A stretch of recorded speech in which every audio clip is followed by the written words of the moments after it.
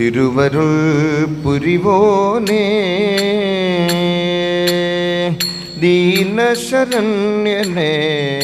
ദേവകി ബാലനേ തിരുവരുൾ പുരിവോനേ ദീനശരണ്യനേ ദേവകി ബാലനേ തിരുവരുൾ പുരിവോനേ ദീനശരണ്യനേ ദേവകി ബാലനേ തിരുവരുൾ പുരിവോനേ കൃഷ്ണ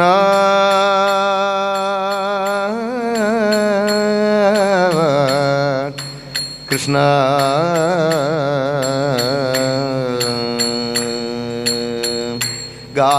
ഗാനവിലോലനേ കൗസ്തുഭമാലനേ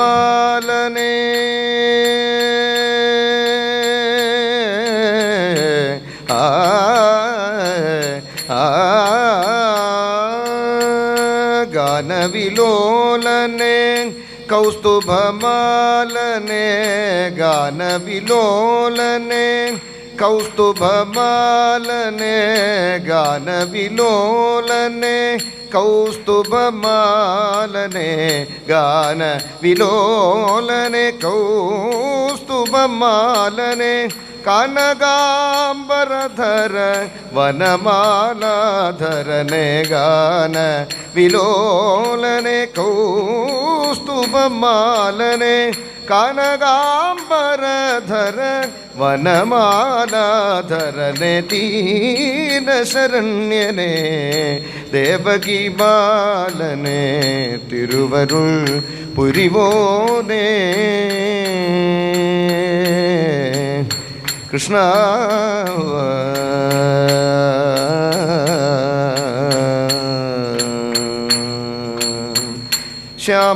ശ്യാമളരൂപനേ സരസിജനേത്രനേ സകല ഭുവന പരിപാലന ശീലനേ ശ്യാമളരൂപനേ സരസിജനേത്രനേ സകല ഭുവന പരിപാലന ശീലനേ മാമണിവർണ്ണനേ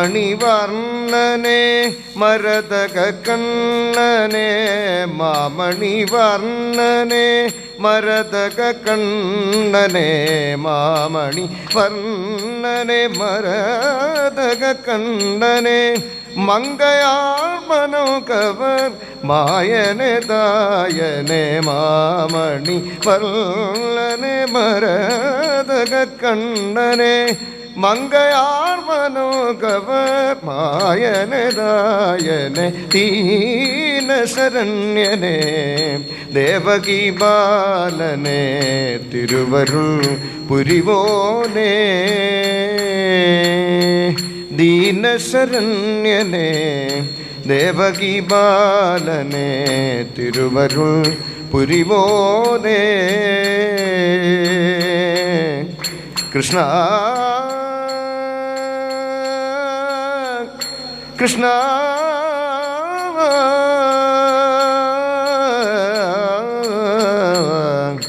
കൃഷ്ണ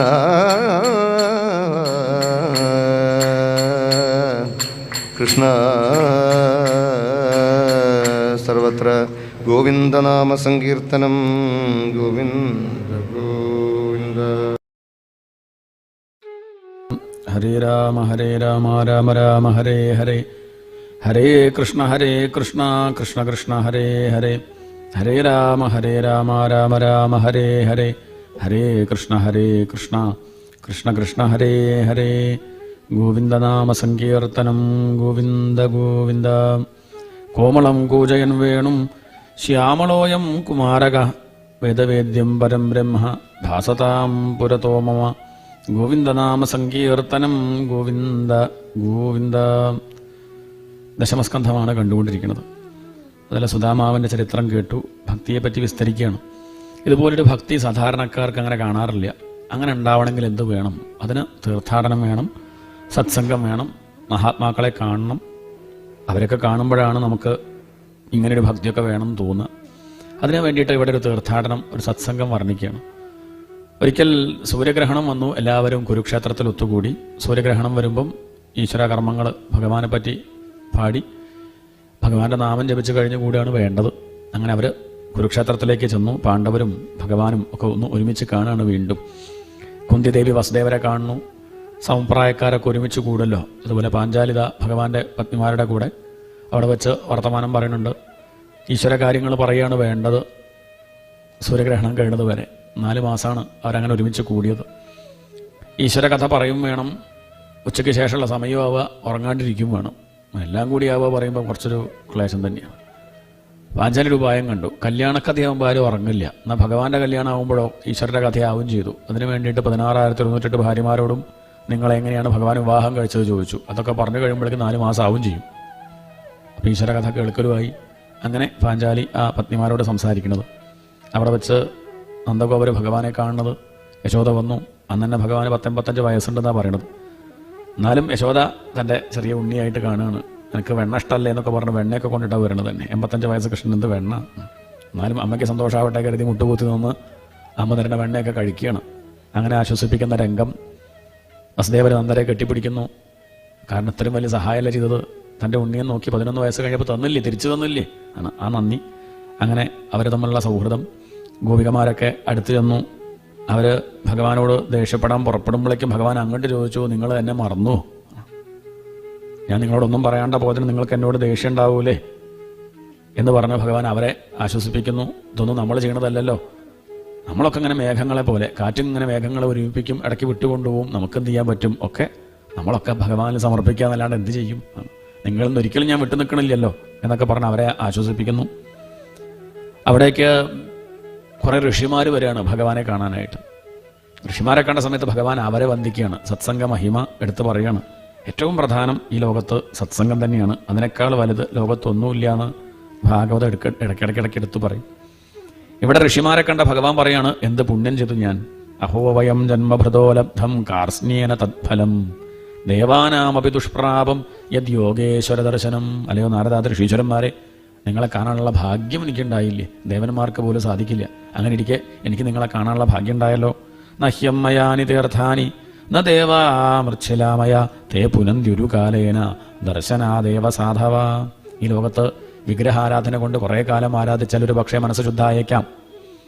പുണ്യനദിയിൽ മുങ്ങിയാൽ ഒറ്റ മുങ്ങലൊന്നും നേരെയാവില്ല. കുറേ കാലം മുങ്ങിയാൽ ചിലപ്പോൾ ഒരു പക്ഷേ നേരെയായേക്കാം. പക്ഷെ ഒന്ന് പറയട്ടെ, നിങ്ങളൊക്കെ സഞ്ചരിക്കുന്ന തീർത്ഥങ്ങളാ. നിങ്ങളെ കണ്ടാൽ തന്നെ ദർശനാദേവ. സജ്ജനങ്ങളെ കണ്ടാൽ മതി, തൊടണമെന്നില്ല, മിണ്ടണമെന്നില്ല, ഒന്നും വേണ്ട. അവരെ കണ്ടാൽ തന്നെ ഹൃദയം ശുദ്ധാവും. അങ്ങനെയുള്ളവരല്ലേ നിങ്ങൾ. പക്ഷെ പലരുടെയും ധാരണ തീർത്ഥം എന്ന് പറഞ്ഞാൽ യത്തീർത്ഥബുദ്ധി സലിലേ ന കർഹിചിത് ജനേഷു അഭിജ്ഞേഷു സ ഏവ ഗോഖര. പലരുടെയും ധാരണ എന്താണ്? വെറും തീർത്ഥം എന്ന് പറഞ്ഞാൽ വെള്ളം മാത്രം എന്നൊരു ധാരണ ഉണ്ട്.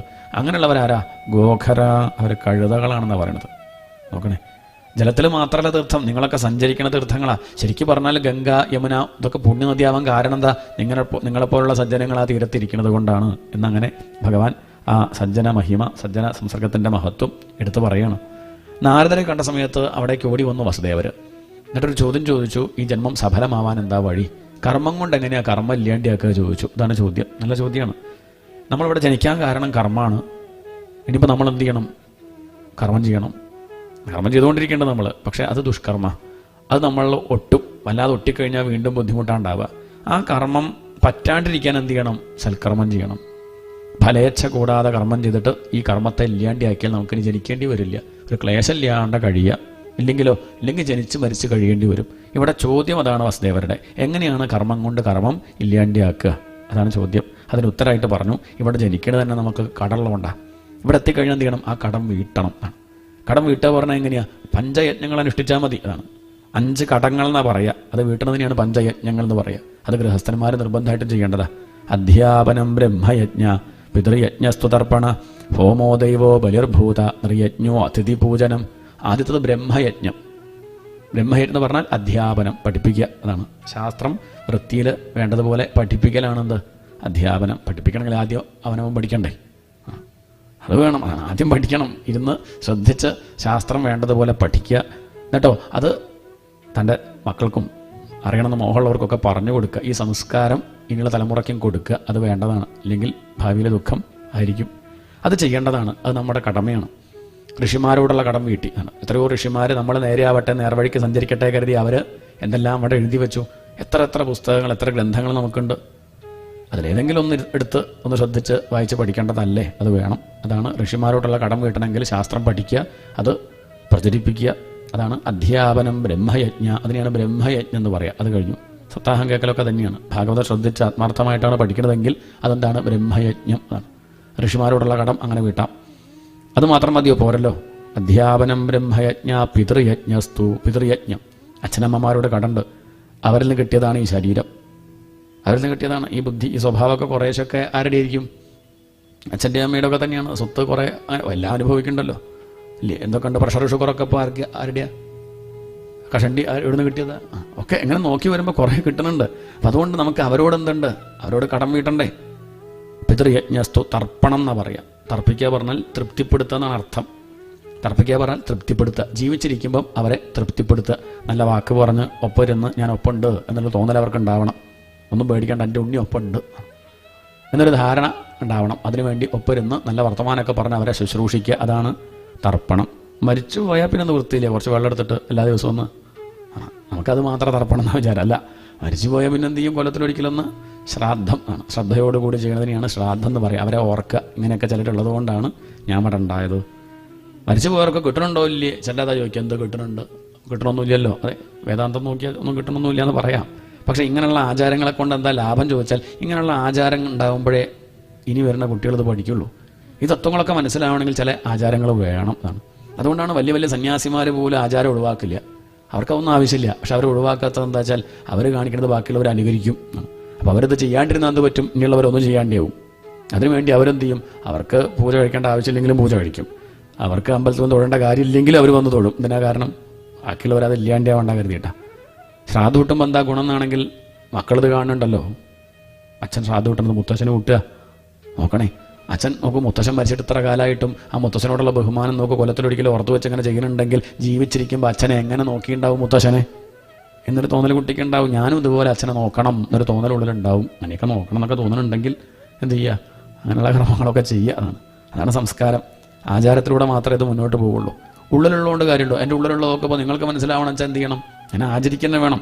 അപ്പോഴേ അത് കണ്ട് മനസ്സിലാക്കാൻ പറ്റുള്ളൂ. അതുകൊണ്ട് ഇനിയുള്ള തലമുറയ്ക്ക് കാര്യം മനസ്സിലാവണം വെച്ചാൽ അതിനാണ് ആചാരം. അതാണ് ആചാരപ്രഭവോധർമ്മ അങ്ങനെ പറയാൻ കാരണം. അതുകൊണ്ട് അതാണ് പിതൃക്കളോടുള്ള ചെയ്യേണ്ട കടമ. അങ്ങനെ ആകുമ്പം അച്ഛനമ്മമാരോടുള്ള കടം വീട്ടി കഴിഞ്ഞു. അത് മതിയോ? അതുപോരാ. പിന്നെ ഹോമോ ദൈവോ, ദേവന്മാരോട് കടണ്ട്. പല ദേവന്മാരും നമ്മുടെ ഇന്ദ്രിയങ്ങളിൽ പല ദിക്കിലിരിക്കുന്നത് കൊണ്ടാണ് നമുക്ക് കാണാനും കേൾക്കാനും ഒക്കെ സാധിക്കുന്നത്. വലിയ കുഴപ്പമില്ലാണ്ട് അങ്ങനെ ഇരിക്കാൻ പറ്റുന്നുണ്ടല്ലോ എത്ര നേരം. ഇതൊക്കെ എന്താ ചോദിച്ചാൽ ഭഗവാന്റെ ഈ ദേവന്മാരുടെ അനുഗ്രഹം കൊണ്ടാണ്, വായുദേവൻ്റെ അനുഗ്രഹം കൊണ്ടാണ് ശ്വസിക്കാൻ പറ്റുന്നത്. ശ്വാസം വലിച്ചു വിടണമല്ലേ? ഇതൊക്കെ കൃത്രിമമായിട്ട് വലിക്കണം. വെച്ചാൽ എത്ര റുപ്യ കൊടുക്കണം? പ്രൈവറ്റ് ഹോസ്പിറ്റലിൽ പോയി ചോദിച്ചു നോക്കൂ. 24 മണിക്കൂർ ഓക്സിജൻ സിലിണ്ടറിന് എത്ര ചോദിച്ചു നോക്കൂ. അപ്പോൾ മനസ്സിലാവും നമ്മളത് ഫ്രീ ആയിട്ട് ഇങ്ങനെ വലിക്കുകയാണ്, വലിയ കുഴപ്പമില്ലാണ്ട് കിട്ടുന്നുണ്ട്. അത് ദേവന്മാരുടെ അനുഗ്രഹം കൊണ്ടാണ്. അപ്പം അതുകൊണ്ട് അവരോട് നമുക്ക് കടണ്ട്. ഈ വായു അപകടമാക്കാണ്ട് നോക്കേണ്ട ചുമതല നമുക്കുണ്ട്. വെള്ളം അപകടമാക്കാണ്ട് നോക്കേണ്ട ചുമതല നമുക്കുണ്ട്. അപ്പോൾ ഈ ദേവതകളെ നോക്കണം. ദൈവോ ഹോമോ ആണ് ഹോമം. പ്രകൃതിയെ സംരക്ഷിക്കലാണ് ഹോമം എന്ന് പറഞ്ഞാൽ. യജ്ഞം യാഗം എന്നൊക്കെ പറഞ്ഞാൽ അതാണ് അർത്ഥം. പ്രകൃതിയെ സംരക്ഷിക്കുക. അതിനാണ് യാഗം യജ്ഞം ഹോമമൊക്കെ കഴിക്കുന്നത്. അതുതന്നെയാണ് ശരിക്കും പറഞ്ഞാൽ ക്ഷേത്രാരാധന കൊണ്ടും ഈ ദേവന്മാരോടുള്ള കടം വീട്ടലാണ്. ഇവിടെ വന്ന് തൊഴുത് നമസ്കരിച്ച് വഴിപാട് കഴിച്ച് നമ്മൾ പോയാൽ എന്തായി? അത് ദേവന്മാരോടുള്ള കടം വീട്ടാൻ സാധിക്കും. പിന്നെയോ ബലിർഭൂത, ജീവജാലങ്ങളോട് നമുക്ക് കടണ്ട്. കാരണം അനവധി ജീവജാലങ്ങൾക്ക് നമ്മൾ ഉപദ്രവം ചെയ്യുന്നുണ്ട്. നമ്മളൊരു വീട് വെക്കുമ്പോൾ തന്നെ എത്ര സ്ഥലം, എത്ര ജന്തുക്കൾക്ക് അവകാശപ്പെട്ടത്, അതൊക്കെ ഇല്ലാണ്ടാക്കണില്ലേ? അപ്പം അതുകൊണ്ട് അവരോടൊക്കെ ഉള്ള കടം അതെങ്ങനെയാണ് വീട്ടാൻ സാധിക്കുക? ജന്തുക്കൾക്ക് എന്തെങ്കിലും കൊടുക്കുക. രാവിലെ കഴിഞ്ഞാൽ ഭക്ഷണമൊക്കെ ഉണ്ടാക്കുമ്പോൾ ലേശം എന്തെങ്കിലും പുറത്ത് കൊണ്ടുപോയി വെക്കുക. ആരെങ്കിലും കഴിക്കട്ടെ, പക്ഷികളോ മൃഗങ്ങളോ ആരെങ്കിലും കഴിക്കട്ടെ. ഇങ്ങനെ കൊടുക്കാനുള്ളൊരു മനസ്സ് നമുക്കുണ്ടാവണം. അതാണ് ഭൂതയജ്ഞം. അതോടുകൂടി കഴിഞ്ഞു ഇല്ല, പിന്നെ ഒന്നും കൂടി ഉണ്ട്. നൃയജ്ഞോ അതിഥി പൂജനം. നൃയജ്ഞം, മനുഷ്യരോടുള്ള കടം. അതെങ്ങനെയാണ് വീട്ടുക? എത്രയോ മനുഷ്യരുടെ സഹായം കൊണ്ടാണ് നമ്മളിവിടെ കുഴപ്പമില്ലാണ്ടിരിക്കുന്നത്.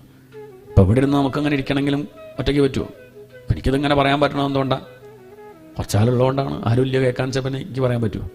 ഇല്ല. അപ്പം നമ്മളെന്തും ഏത് കാര്യവും അങ്ങനെയാണ്. മറ്റുള്ളവരുടെ സഹായം കൊണ്ടാണ് മനുഷ്യർ കഴിഞ്ഞു കൂടുന്നത്. അതെപ്പോഴും ഓർമ്മ വേണം. പക്ഷേ ഇടയ്ക്കൊക്കെ നമുക്ക് തോന്നും ആരും ഇല്ലാണ്ടിരുന്നാൽ മതി, ഒറ്റയ്ക്കായാൽ മതിയായിരുന്നു എന്നൊക്കെ തോന്നും. എന്നാൽ ഒറ്റയ്ക്കാവുമ്പോൾ മനസ്സിലാവും ഒറ്റയ്ക്ക് വയ്യട്ടോ എന്നാണ്. എന്തൊക്കെ ഉണ്ടായിട്ടും കാര്യമില്ല. വലിയ ബംഗ്ലാവും കോടിക്കണക്കിന് ഉറപ്പുണ്ടായിട്ടും കാര്യമില്ല, ഒറ്റയ്ക്ക് വയ്യ എന്ന് മനസ്സിലാവും. മനുഷ്യൻ സമൂഹ ജീവിയാണ്, ഒറ്റയ്ക്ക് ഇരിക്കാൻ പറ്റില്ല. അപ്പം അതുകൊണ്ട് പലരുടെയും സഹായം കൊണ്ടാണ്. ഊണ് കഴിക്കുന്നതും എത്രയോ പേര് കഷ്ടപ്പെടുന്നതുകൊണ്ടാണ്, ഉടുക്കുന്നതും എത്രയോ പേര് കഷ്ടപ്പെട്ടതുകൊണ്ടാണ്. അവരെയൊക്കെ കണ്ടുപിടിച്ച് നമസ്കരിക്കാനൊന്നും പറ്റില്ല, വേണ്ട. യാദർച്ഛികമായിട്ട് നമ്മുടെ വീട്ടിലേക്ക് കയറി വരുന്നവർക്ക് വെള്ളം വേണോ ചോദിച്ചൂടെ? അത് വേണം. അതാണ് അതിഥി പൂജനം. ഇതൊക്കെ ഈശ്വരാർപ്പണമായിട്ട് ചെയ്യുക, ഫലത്തിന് വേണ്ടിയല്ല, ഇതെൻ്റെ കടമയാണെന്ന് മനസ്സിലാക്കിയിട്ടതാണ്. കടമയാണെന്ന് പറയുമ്പോൾ പിന്നെ ഒന്നും ഉദ്ദേശിക്കണില്ല, ഉണ്ടോ? അത് കഴിഞ്ഞിട്ട് ഫലം ആഗ്രഹിക്കണില്ല, ചെയ്യേണ്ടതാന്നുള്ള മട്ടിൽ വൃത്തിയിൽ ചെയ്താൽ പിന്നെ ജനിക്കേണ്ട അവസ്ഥ ഉണ്ടാവില്ല. സ്വസ്ഥമായിട്ടിരിക്കാം. കർമ്മം കൊണ്ട് ഇങ്ങനെയാണ് കർമ്മം ഇല്ലാണ്ടാക്കുക. അങ്ങേക്ക് ബാക്കിയുള്ളത് ദേവകട, അത് ഞങ്ങൾ വീട്ടാമെന്ന് പറഞ്ഞ് ഹോമം കഴിച്ച് അത് വീട്ടിൽ കൊടുത്തു വസുദേവരുടെ. പിന്നെ ദേവകിയുടെ ആവശ്യപ്രകാരം മരിച്ചുപോയ ഉണ്ണികളൊക്കെ ഭഗവാൻ തന്നെ കാണിച്ചു കൊടുക്കുകയാണ്. വലിയ സന്തോഷമായി ദേവകിക്ക്. ഭഗവാൻ കുടിച്ചതിൻ്റെ ബാക്കി പാല് കുടിച്ച് പ്രസാദം കഴിച്ച് അവർക്കൊക്കെ മുക്തിയും കിട്ടി എന്ന കഥ വർണ്ണിച്ചു. ഇത്രയും കേട്ട സമയത്താണ് പരീക്ഷത്തിൻ്റെ ചോദ്യം. അങ്ങ് ഇത്ര നേരമായിട്ടും ഒരു കാര്യം മിണ്ടിയില്ല. എൻ്റെ മുത്തശ്ശനെ വിവാഹം കഴിച്ചത്, അതാണ് സുഭദ്രാഹരണം. പറഞ്ഞു എന്താ കാര്യം ചോദിച്ചാൽ, അത് അർജുനൻ അങ്ങോട്ടും സുഭദ്രയ്ക്ക് ഇങ്ങോട്ടൊക്കെ ഇഷ്ടം തന്നെയാണ്. ഇടയ്ക്ക് കൃഷ്ണനോട് ഈ കാര്യം പറഞ്ഞിട്ടുണ്ട് അർജുനൻ, എനിക്ക് അങ്ങയുടെ അനിയത്തിയെ ഇഷ്ടമാണ് പറഞ്ഞു. കൃഷ്ണൻ പറഞ്ഞു നടക്കും തോന്നുന്നില്ല, ഉള്ളത് പറയാലോ, ആലോചിയായിട്ട് കാര്യമില്ല, നടക്കില്ല. എന്താ കാരണം വെച്ചാൽ സുഭദ്രയെ ദുര്യോധനന് കൊടുക്കണം എന്നാണ് ഏട്ടൻ പറയണത്, പണ്ടേ പറയാറുണ്ടത്. ഏട്ടന് എതിരായിട്ടൊന്നും ഞാൻ ചെയ്യൂല. അർജുനൻ പറഞ്ഞു വലിയ ഇഷ്ടമായിരുന്നു. വലിയ ഇഷ്ടമാണോ? വലിയ ഇഷ്ടമാണ്. അങ്ങനെയാണെങ്കിൽ പിന്നെ ഞാൻ രുക്മിണിയെ കഴിച്ച പോലെ കഴിച്ചോളൂ. അതെങ്ങനെയത്? ഏട്ടന്മാരൊന്നും സംഭവിച്ചില്ലേ, അവന് ഞാനങ്ങോട്ട് കൊണ്ടുവരേണ്ടായത്. അതുപോലെ ഏട്ടൻ സംഭവിച്ചില്ലെങ്കിൽ കൊണ്ടുപോയിക്കോളൂ എന്നാണ്. ഞാനൊന്നും ഇടപെടില്ല. അങ്ങനെ കൃഷ്ണൻ്റെ ഒരു അനുവാദമുണ്ട്. ആ സ്ഥിതിക്ക് എന്തായാലും അർജുനൊന്ന് വിട്ടു നിൽക്കേണ്ടി വന്നു ഹസ്തിനാപുരിയിൽ നിന്ന്. അപ്പം അദ്ദേഹം വേഷം ഒന്ന് മാറി സന്യാസി വേഷം കെട്ടി, കായ് ഉണ്ട കൊടുത്ത് രുദ്രാക്ഷമാലയൊക്കെ അണിഞ്ഞ് ഓം എന്നൊക്കെ പറഞ്ഞ് അദ്ദേഹം ദ്വാരകയിൽ വന്നിരിക്കുകയാണ്. അവിടെ മലയുടെ മുകളിൽ ഒരു സ്വാമിയാരെത്തിയെന്ന് കേട്ടപ്പോഴേക്കും ബലരാമസ്വാമി തൊഴാൻ പോയി. അവിടെ എത്തിയപ്പോഴേക്കും അദ്ദേഹം കവണ്ണങ്ങോട്ട് കിടന്നു. നമസ്കരിക്കാന്ന് വിചാരിച്ചതല്ല, മുഖം കാണാൻ കരുതിയിട്ട് കവണ്ണ് കിടക്കുക.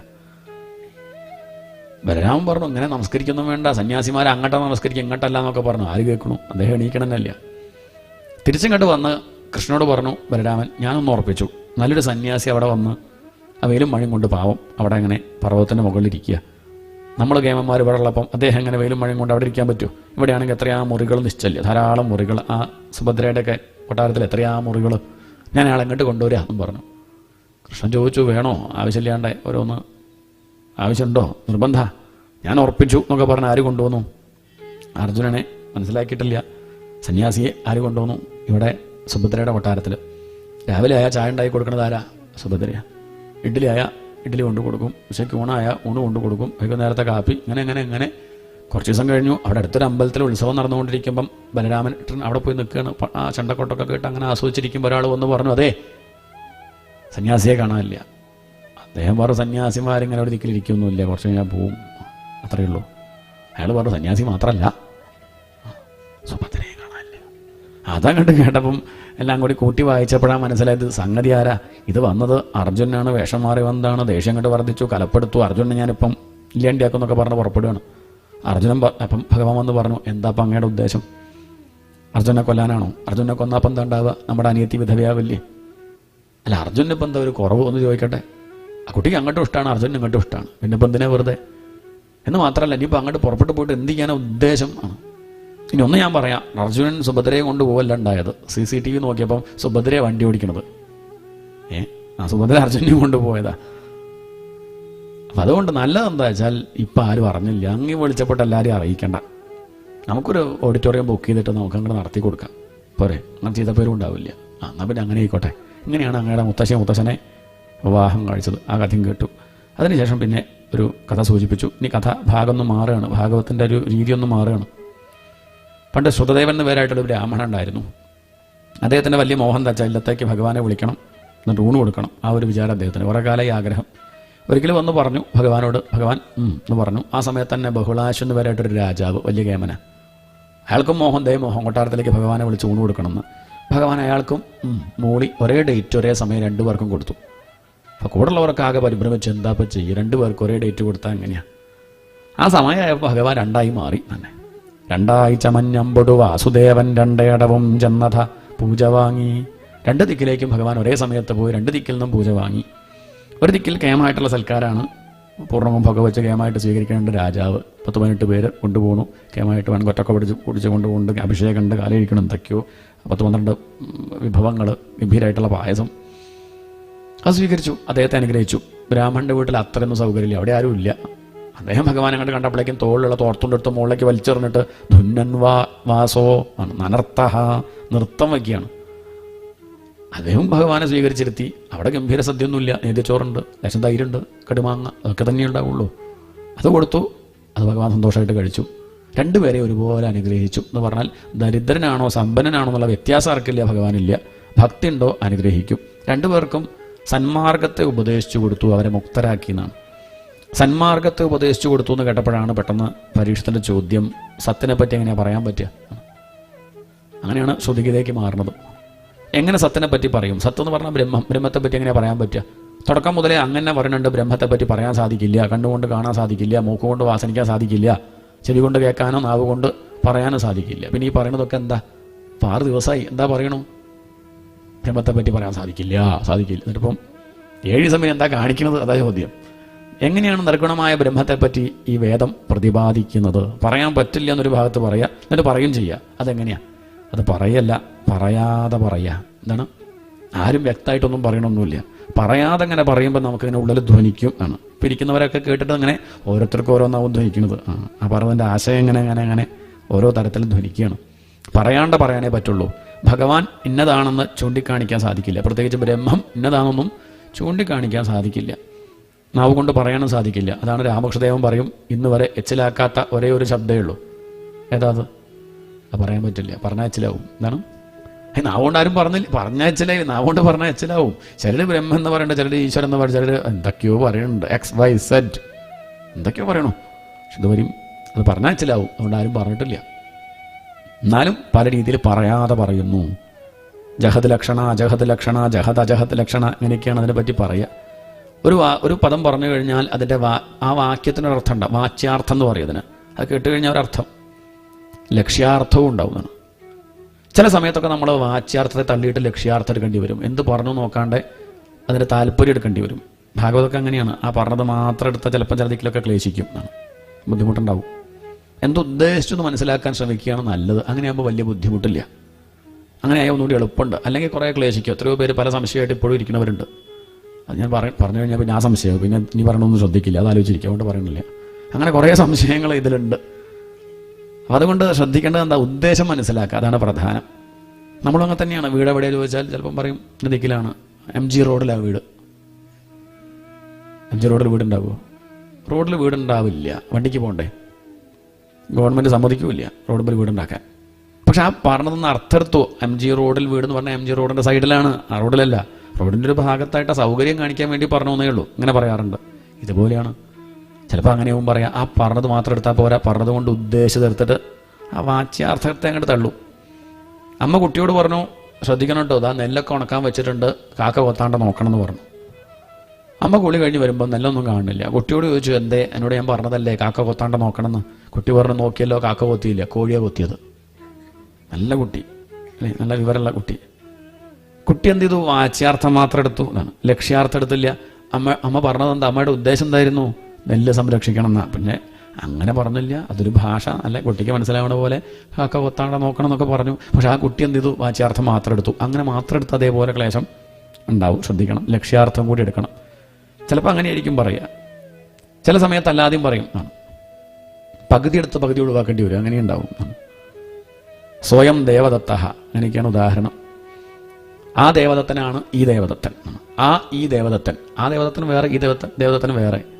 ഉദാഹരണം പറയുകയാണെന്ന് വെച്ചാൽ കുറേ കാലത്തിന് ശേഷം നമ്മളെ കൂട്ടുകാരനെ കാണുകയാണ്. അയാളങ്ങോട്ട് മനസ്സിലാവില്ല, അയാളങ്ങോട്ട് വളർന്നിട്ടേ അയാൾ ആ കട്ടി മീശയൊക്കെ അന്നൊന്നുമില്ലായിരുന്നു. അപ്പോൾ കട്ടി മീശ, ചുരുണ്ട മുടി എല്ലാം കൂടി അങ്ങോട്ട് കണ്ട് മനസ്സിലാവണില്ല. അപ്പം അദ്ദേഹം പറയുകയാണെന്ത്, സാർക്കെന്നെ മനസ്സിലായില്ലേ? ഇല്ല, മനസ്സിലായില്ല. ഓർമ്മയില്ല? അപ്പുറത്തെ വീട്ടിലുള്ള ആ മെലിഞ്ഞ് ഉണങ്ങിയിട്ടുള്ള ഒരാൾ ഓർമ്മ ഉണ്ട്, ചെറിയ കുട്ടി ട്രൗസർ ഇട്ടിട്ട്. ഇല്ല, ഓർമ്മയില്ല? അയാളാ ഞാൻ. അത് വേറെ, ആ ട്രൗസർ ഇട്ട കുട്ടിയല്ല ഇപ്പോൾ അത്. ആ കാലത്ത് ആ ദേശത്തുള്ള ആൾ ഇപ്പം ആണ്. എവിടെയാണ് പിന്നെ ഒരുമുള്ളത്? ആ ദേവദത്തനല്ല ഈ ദേവദത്തൻ. ആ കാലം ആ ദേശത്തെ തള്ളിക്കഴിഞ്ഞാൽ ഉള്ള വസ്തു ഒന്നാണ്, അത്രയേ ഉള്ളൂ. ഇതുപോലെയാണ് തത്വമസി ഉപദേശം. തത് ത്വമസി, അത് നീയാകുന്നു. അതെങ്ങനെയാണ് നീയാവുക? അതാകുന്നു, ഞാനാകുന്നു, അത്രയല്ലേ ഉള്ളൂ. അല്ല, നീ അന്വേഷിക്കുന്ന അത് നീയാകുന്നു, അത് നീ തന്നെയാണെന്ന് പറഞ്ഞാൽ ആ കാലത്തെയും ദേശത്തെയും മാറ്റിയുള്ളത് വസ്തു ഒന്നാണ്.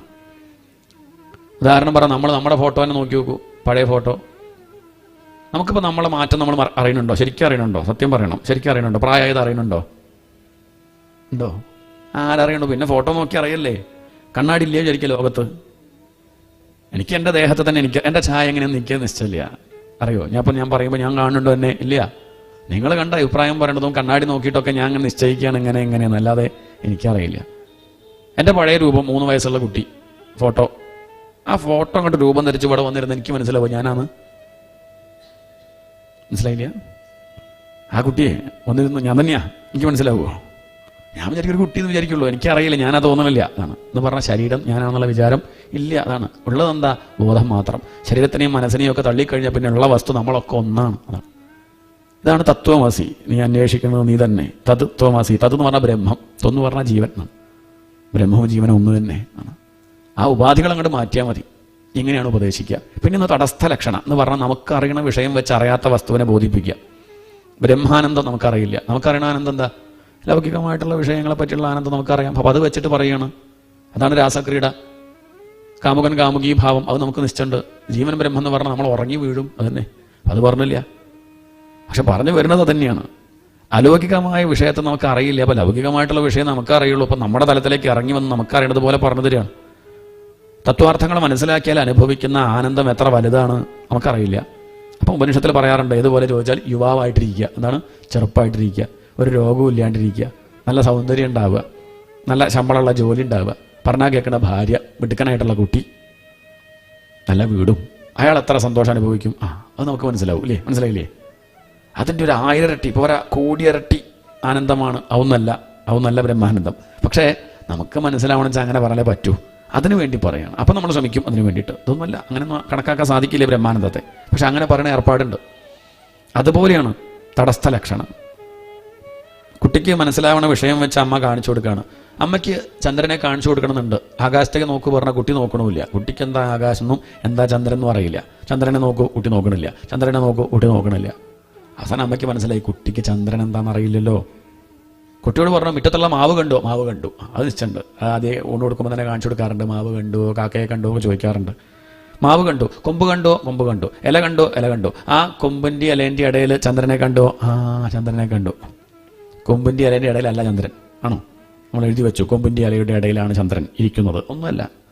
പക്ഷെ ആ കുട്ടിക്ക് മനസ്സിലാവാൻ വേണ്ടി അങ്ങനെ പറഞ്ഞു. ഇതുപോലെ ഈ പറഞ്ഞ കാര്യങ്ങൾ ഇങ്ങനെ തന്നെയാണെന്ന് വിചാരിക്കേണ്ട. അത് ഭാഗവത്തിൽ ഇങ്ങനെ പറയും, ദേവി ഭാഗവത്തിൽ വേറെന്നാവും പറയും, ശിവപുരാണത്തിൽ വേറൊന്നായിരിക്കും പറയുക. നാരായണത്തിൽ പറഞ്ഞൊന്നും ലേശ വ്യത്യാസമൊക്കെ ഉണ്ട്, ഭാഗവത്തിൽ ചിലതൊക്കെ എന്ന് പറഞ്ഞാൽ അങ്ങനെ അത് നമുക്ക് മനസ്സിലാവണത് പോലെ ശ്രോതാക്കളെ നോക്കിയിട്ടാവും പറയുക, സ്ഥലം നോക്കിയിട്ടാവും പറയുക, വസ്തു തന്നെ. അതൊക്കെ ആ രീതിയിൽ മനസ്സിലാക്കാനുള്ള വകതിരിവ് വിവേകം ആർക്ക് വേണം? നമുക്ക് വേണം. അതാണ് തടസ്ഥ ലക്ഷണം. നമുക്ക് അറിയുന്ന വിഷയം വെച്ച് അറിയാത്തതിനെ കാണിച്ചു തരിക. പിന്നെ ഭഗവാനെ പറ്റി പറയാൻ സാധിക്കില്ല. പറയേണ്ട വിഷയവുമല്ല. അസ്മൃത കണ്ഠമണി എന്നാണ്. നമ്മൾ അനുഭവിക്കുക, അറിയാന്നൊക്കെ പറഞ്ഞാൽ ഭഗവാനെ പറ്റി മനസ്സിലാക്കുക. എന്ത് മനസ്സിലാക്കുക? ഭഗവാനെ അനുഭവിക്കുക. മുക്തി കിട്ടുക. എന്ത് കിട്ടുക? കിട്ടാനുള്ള വിഷയമാണോ? കിട്ടിയതൊക്കെ നഷ്ടപ്പെടുന്നല്ലേ പറയണത്? അങ്ങനെ മുക്തി കിട്ടണതാണെങ്കിൽ മുക്തി നഷ്ടപ്പെടും ചെയ്യും. ഇതുകൊണ്ട് ഇവിടെ എടുത്ത് പറഞ്ഞു, കിട്ടണതല്ല. അസ്മൃത കണ്ഠമണി. ഇപ്പം നമ്മൾ നഷ്ടപ്പെട്ടു എന്ന് വിചാരിച്ചു, അത് നഷ്ടപ്പെട്ടില്ല കേട്ടോ എന്ന് ഓർമ്മിപ്പിക്കുകയാണ്. അതാണ് ഭാഗവതം ചെയ്യണത്. നഷ്ടപ്പെട്ടില്ല എന്ന് ഓർമ്മിപ്പിക്കുക. കഴുത്തിലുള്ള നെക്ലേസ് ചിലപ്പം നഷ്ടപ്പെട്ടു തോന്നില്ലേ? കഴുത്തിന് ഇറങ്ങി നിൽക്കുന്ന മാലയാണെങ്കിൽ ചിലപ്പോൾ ഒരു പക്ഷേ തിരക്കുള്ള ദിക്കിലൊക്കെ എത്തിയാൽ നമ്മൾ അറിയാണ്ട് പെട്ടെന്ന് ഇങ്ങോട്ട് തോന്നുന്നത് പോയി തോന്നും ഇല്ലേ? അങ്ങനെ നോക്കിയാൽ കാണുമില്ലേ? അപ്പോൾ പെട്ടെന്ന് തിരക്കുള്ള ബസ്സിലൊക്കെ കയറുമ്പോഴേ കണ്ടിട്ടോ 8 പവൻ പെട്ടെന്ന് ഒരു നിമിഷം ഞെട്ടിയില്ലേ? പോയിട്ടൊന്നുമില്ല, പക്ഷെ ഞെട്ടിയല്ലോ. പോയി എന്നുള്ള വിചാരം അങ്ങോട്ട് ഉണ്ടായപ്പോഴേക്കും ഞെട്ടി. തൊട്ട് നോക്കിയപ്പം ഉണ്ടെന്ന് പറഞ്ഞപ്പോൾ ആശ്വാസമായി. അത്രയേ വേണ്ടു. ഉണ്ടെന്ന് പറഞ്ഞാൽ മതി ഒരാശ്വാസം. ഇതന്നെയാണ് സംഗതി. ഈ ഭാഗവതം കേൾക്കുന്നതിലൂടെ അറിയണത് എന്താ? നമ്മളൊക്കെ നെക്ലേസ് പോയിട്ടില്ല, കഴുത്തിലുണ്ട്, പോയിച്ച് നിൽക്കുകയാണ്. പോയില്ല എന്ന് കാണിച്ചാലേ അത്രയേ ഉള്ളൂ. നമ്മളിങ്ങനെ ഇറക്കുകയാണ്, 2 റുപ്യ തരുമോ 2 റുപ്യ തരുമോ എന്ന്. അപ്പോഴാണ് റെസീറ്റും കൊണ്ട് വരികയാണ്, 1 കോടി റുപ്യ ബാങ്കിലുണ്ട്, ഓർമ്മിപ്പിക്കുക. ഇനി ഇറക്കണ്ട, ഒക്കെ ഉണ്ട്, സമ്പന്നരാണ്. അത് മറന്നുപോയി. സമ്പത്തുള്ള കാര്യം വിട്ടുപോയി, FD കാര്യം മറന്നുപോയി. എന്ത് ചെയ്യും? അത് ഓർമ്മിപ്പിക്കുകയാണ്, അത്രയേ ഉള്ളൂ. കണ്ണട വെച്ചിട്ട് തന്നെ കണ്ണട തപ്പാറില്ലേ? കണ്ണട ഉള്ളവർക്കൊക്കെ ഈ സുഖമുണ്ട്, എപ്പോഴെങ്കിലും ഉണ്ടായിട്ടുണ്ടാവും. കണ്ണട വെച്ചും കൊണ്ട് കണ്ണട തപ്പും. മേശ തുറന്ന് നോക്കാൻ കാണില്ല, അളമാര് തുറന്ന് നോക്കി കാണില്ല. കുട്ടിയെ വഴിക്ക് ഓടിപ്പോകുമ്പോൾ അതിന് 2 അടി അടിച്ചു, നീ തന്നെ എടുത്തുണ്ടാവും, എനിക്ക് നിശ്ചയുണ്ടെന്നൊക്കെ പറഞ്ഞു. അതിൻ്റെ വെറുതെ ഒന്നുമല്ല. ഇതുപോലെയാണ് നമ്മൾ സത്യം അറിയാണ്ട് കാണുന്നവരോടൊക്കെ ദേഷ്യപ്പെടുകയാണ്. അവനാണ് കുറ്റക്കാരൻ, ഇവനാണ് കുറ്റക്കാരൻ. ഈ ഈശ്വരനെ അറിയാത്തതാണ് കുറ്റം. അത് മനസ്സിലായിട്ടുമില്ല. അവസാനം മകളെ വിളിച്ച് പറയുകയും ചെയ്തു പരാതി. അത് അമേരിക്കയിലുള്ള മകളാണ്. അതിനെ വിളിച്ചിട്ട് അമ്മയുടെ 12,000 രൂപയുടെ കണ്ണട പോയി മോളെ എന്നൊക്കെ പറഞ്ഞ് മോളെ വിളിച്ച് കരയുകയും ചെയ്തു. പാവം അത് അവിടുന്ന് വിഷമിക്കുക, കണ്ണട പോയി എന്ന് പറഞ്ഞിട്ട്. പിന്നെന്തോ അങ്ങനെ ആ പെരയ്ക്ക് ചുറ്റും ഓടി നടക്കുമ്പോഴാണ് അടുത്ത വീട്ടിലെ അമ്മ പറഞ്ഞു, എന്താ അന്വേഷിക്കണമെന്ന് ചോദിച്ചു. ഒന്നും പറയണ്ട, എൻ്റെ കണ്ണട. അപ്പം ആ അമ്മ പറഞ്ഞു, മൂക്കത്തെന്താ? അപ്പോഴാണ് പോയില്ല. ആ ചൂണ്ടിക്കാണിച്ച അമ്മയ്ക്ക് നമ്മളെന്ത് വിളിക്കാം? ഗുരു ആണ്. ഗുരു കണ്ണട വാങ്ങിക്കൊണ്ടിരൊന്നുമില്ല. ഗുരു എന്ത് ചെയ്യും? കണ്ണട ഉണ്ടിട്ടൊന്ന് ഓർമ്മിപ്പിക്കുകയാണ്. അത്രയേ ഉള്ളൂ. ഓർമ്മിപ്പിക്കുക. പ്രത്യഭിജ്ഞ എന്നാ പറയുക. അറിവൊന്നുമല്ല, തിരിച്ചറിവ് ഉണ്ടെന്നുള്ളത് അറിയുക. ജ്ഞാനം ഉണ്ടാക്കാൻ പറ്റുന്നതല്ല, അജ്ഞാനമില്ലാണ്ടിയാക്കേ ചെയ്യുന്നുള്ളൂ. അതാണ് ഗുരുനാഥൻ ചെയ്യണത്. അല്ലാതെ ഞാൻ ഉണ്ടാക്കി തരുന്നില്ല. നമ്മളെ കഥ വിചാരിക്കും ഞാനുണ്ടാവുന്നില്ല, അജ്ഞാനം നീക്കിത്തരും. ആ ക്ലാവ് മാറ്റിത്തരും. തേച്ച് അങ്ങോട്ട് നേരെയാകുമ്പോൾ തിളങ്ങും. ഇങ്ങനെ അത്രയേ ഉള്ളൂ. പിന്നെ നേരെ തിരിച്ചു വന്നു, വീട്ടിലെത്തി. വലിയ സന്തോഷമായി. കണ്ണട പോയില്ലല്ലോ, വലിയ സന്തോഷമായി. മകളെ വിളിച്ചു. എന്തിനാ വിളിച്ചത്? നേരത്തെ അവളോട് പറഞ്ഞു പോയി എന്ന്. ഇപ്പം വിളിച്ചിട്ട് എന്ത് പറഞ്ഞു? മോളെ കണ്ണട കിട്ടിയോ? പോയോ? പോയിട്ടുമില്ല, കിട്ടിയിട്ടുമില്ല. എന്നിട്ട് എന്താ പറഞ്ഞത്? നേരത്തെ പോയി എന്ന് പറഞ്ഞ സ്ഥിതിക്ക് ഇപ്പോൾ കിട്ടിയെന്ന് പറയണം. അതാണ് അത് വേണം. ആ പറഞ്ഞ സ്ഥിതിക്ക് പറയണ്ടേ? അത്രയേ ഉള്ളൂ. അങ്ങനെ മുക്തി കിട്ടി എന്നൊക്കെ പറയാം. അത്രയേ ഉള്ളൂ. എന്ത് ബന്ധനം, എന്ത് മോക്ഷം. അസ്മൃത കണ്ഠമണി, അതാണ് ഉദാഹരണം. പിന്നെ ഭഗവാനെ പറ്റി പറയണതോ നേതി ഇതല്ല അതന്നിരസനേന ഭവന്നിധനാഹ. ഇതല്ല എന്ന് പറയാനേ പറ്റുള്ളൂ. മനുഷ്യനല്ല, മൃഗമല്ല, സസ്യമല്ല. അല്ല പറയുമ്പം അതല്ല വിചാരിക്കരുത് കേട്ടോ. അതാണ് കുഴപ്പം. സസ്യവുമാണ്, മൃഗവുമാണ്, പക്ഷിയുമാണ്, പുരുഷനുമാണ്, സ്ത്രീയുമാണ്. എന്നാൽ സ്ത്രീയാണ് ഭഗവാൻ എന്ന് പറഞ്ഞ എന്താ ദോഷം? പുരുഷൻ ഭഗവാൻ എല്ലാവരും. അതാ കുഴപ്പേ. ഭഗവാൻ ഉണ്ട് തന്നെ പറയരുതെന്നാ പറയാ. എന്താണ്? ഭഗവാൻ ഉണ്ടെന്ന് പറയരുത്. എന്താ പറയണ്ടു? ഇല്ലയെന്നല്ല, ഭഗവാനേ ഉള്ളൂ എന്താ പറയേണ്ടത്? ഭഗവാനേ ഉള്ളൂ. കാരണം ഭഗവാൻ ഉണ്ടെന്ന് പറഞ്ഞാൽ വേറെ അർത്ഥം എന്താ?